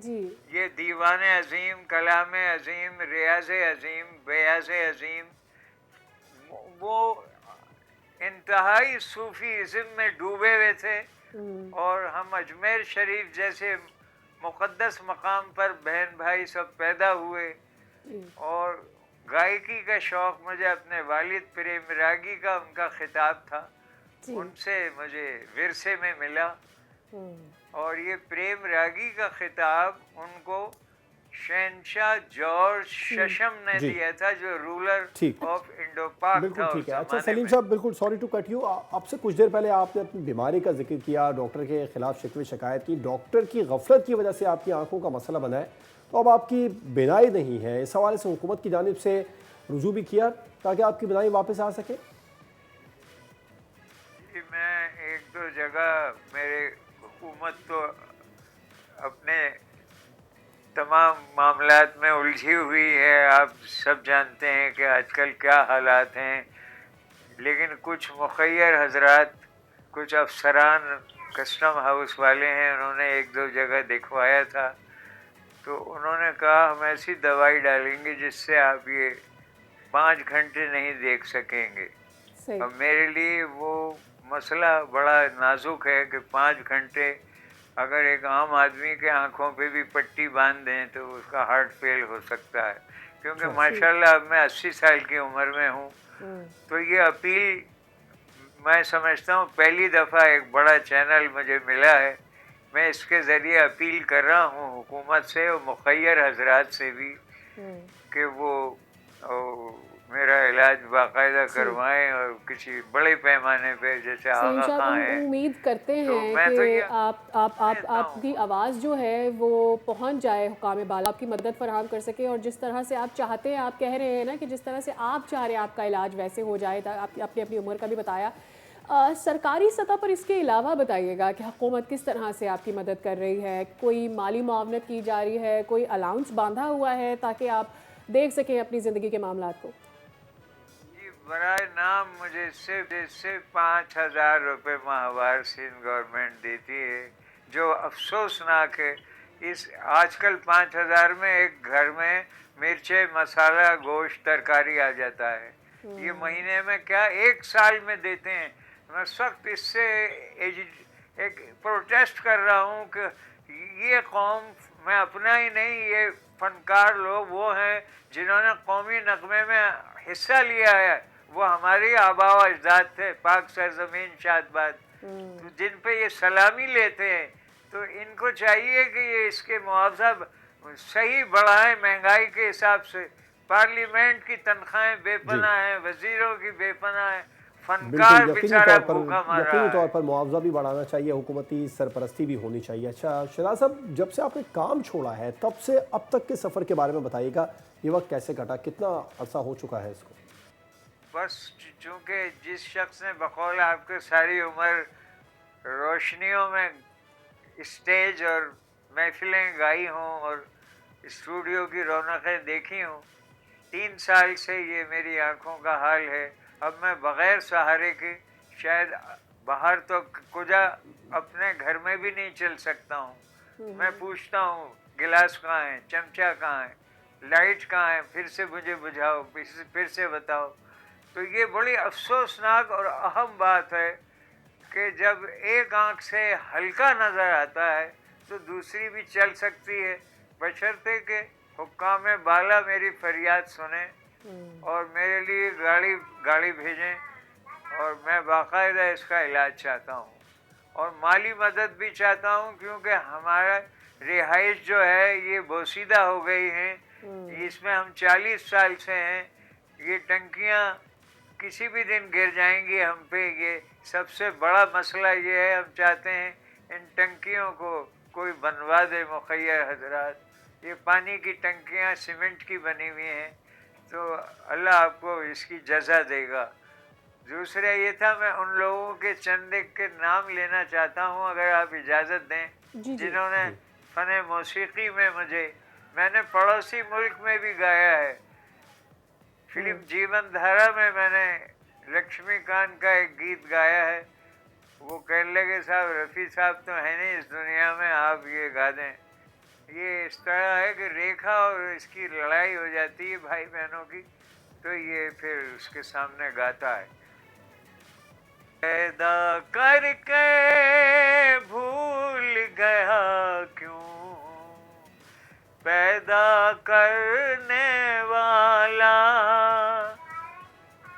माता ने जन्म दिया दाता ने पाला, फेंका सड़क पे मुझे घर से निकाला, ऐसा क्या कसूर भला मैंने किया है दुनिया से जो मैंने लिया है। वाह सलीम साहब, आपकी आवाज़ अभी भी इतनी अच्छी है। आपने अपनी एज बताई, ऐसा गुमान होता है कि कोई यंग सिंगर ये गा रहा है। आपकी आवाज़ अभी भी इतनी खूबसूरत कानों को लग रही है। आपने ये जिक्र तो किया कि रेडियो पाकिस्तान के लिए आपने गाया है। I am sure radio Pakistan से शुरू में शायद जब रेडियो पाकिस्तान जब तक लोग सुना करते थे उसकी कोई रॉयल्टी भी आती होगी, लेकिन आजकल तो आपके गाने यूट्यूब पर हैं इतने सारे, उन यूट्यूब सॉन्ग्स की क्या कोई रॉयल्टी नहीं मिलती आपको? वो ये भुट्टो दौर में रॉयल्टी मिलती थी हमें। रेडियो पाकिस्तान से आपका गाना इतनी बार बजा, फलां स्टेशन से इतनी बार बजा, फलां से, लेकिन उसके बाद जब एक आमिर आया और उसने सारी चीज़ें ख़त्म कर दी, मैं नाम नहीं ले रहा हूँ, वो सब ख़त्म हो गया। और वो कहते हैं ये चीज़ तो अब आम हो गई है, ये तो इसका कोई हिसाब हो ही नहीं सकता। कोई गवर्नमेंट की तवज्जो, मैं ये बबांगे दहल कह रहा हूँ, देखिए पड़ोसी मुल्क में ये कोई सियासी बात नहीं है, इससे मदद मिलेगी। वहाँ शायर की रॉयल्टी है, मौसीकार की रॉयल्टी है, गुलूकार की रॉयल्टी है, तादमे मर्द, और शायद उसके बाद उसके बीवी बच्चों की। मोहम्मद रफ़ी साहब को लाखों रुपए रॉयल्टी के आते हैं, जी हाँ, हालांकि वो इस दुनिया में नहीं है। तो यहाँ कोई इंतज़ाम ऐसा नहीं है, हर फनकार अपनी हिम्मत पे जी रहा है। अब मैं देखिए ना, सिंध गवर्नमेंट 5,000 रुपया महीना, ये तो एक नवाबजादा इसमें चाय और खाना खा लेता है किसी होटल में, तो उन्हें ये एहसास ही नहीं है कि भाई ये फनकार लोग जिन्होंने कौमी नगमे में हिस्सा लिया है, आगे इन्हीं से वोट मिल रहे हैं। ये तबका इतना बड़ा है, इसमें साजिंदे भी हैं, गुलूकार भी हैं, ये कराची से लेके खैबर तक और कश्मीर तक और ऊपर तिब्बत तक मौजूद हैं। इन्हीं से आपको वोट मिलेंगे। आप इनके लिए मुस्तकिल फंड फिक्स कर दें आप मंथली, और इनके मामलात सुलझाएं। बिल्कुल, हुकूमत को तो चाहिए कि दाद रसी करे और आपकी जो ज़रूरियात हैं उनको पूरा करें। मुखैर हज़रात से भी आपने अपील की है। आप इंडस्ट्री में एक वक्त गुजारा है, आपने कई दहाइयों का आपका साथ रहा है, बहुत सारे आपके दोस्त होंगे, साथी होंगे, उनसे आपकी बात होती है, उन्होंने इस हवाले से कोई हेल्प की, मिलने मिलाने के लिए कोई आता है? नहीं, सिर्फ ये मोहम्मद अली शेखी ने रब्ता किया, और जब ये मोइन अख्तर उमर शरीफ साहब थे, उमर शरीफ के साथ इंटरव्यू भी है मेरा यूट्यूब पे, वो बहुत दर्दमंद आदमी था उमर शरीफ और मोइन अख्तर, उन्होंने काफ़ी मेरी हेल्प की। लेकिन जब से मेरी आंखें ख़राब हुई हैं, मैंने कई बार जावेद ये शेख को कई दफ़ा फ़ोन किया, उन्होंने कोई तवज्जो नहीं दी। बात फिर यही आएगी, यहाँ फनकार को काटने की कोशिश करता है, वो नहीं चाहते कि दूसरा कोई उसकी जगह ले, आवाम की निगाहों में आ जाए। ये मेरी बात कड़वी ज़रूर लगेगी, मगर नई नस्ल को पता चलेगा कि और मुल्कों में फनकार की दिलो जान से मदद करते हैं। एक वाक़या है, ठीक कह रहे हैं आप सलीम साहब, एक फनकार का जो एसेट होता है वो उसका स्किल और उसका टैलेंट ही होता है, और उसी को मल्टीप्लाई होना आता है। जैसे आप कोई बिल्डिंग ख़रीद लें, उसके पैसे बढ़ते हैं, इसी तरह से फनकार के टैलेंट के पैसे बढ़ते जाते हैं, उसकी रॉयल्टी उसे मिलती है, जिससे उसकी ज़िंदगी गुजरती है। फनकार पाकिस्तान का एसेट है, एग्जैक्टली। और हम उम्मीद करते हैं कि आपका मैसेज राइटली वहाँ पहुँच जाए जहाँ वो पहुँचना चाहता है, और आप दुआ गो हैं कि आपकी सेहत अच्छी हो जाए। वाल इसके साथ ही हमारे प्रोग्राम का वक्त भी हो गया ख़त्म, हमें दीजिए इजाज़त, मुलाकात होगी कल। अल्लाह।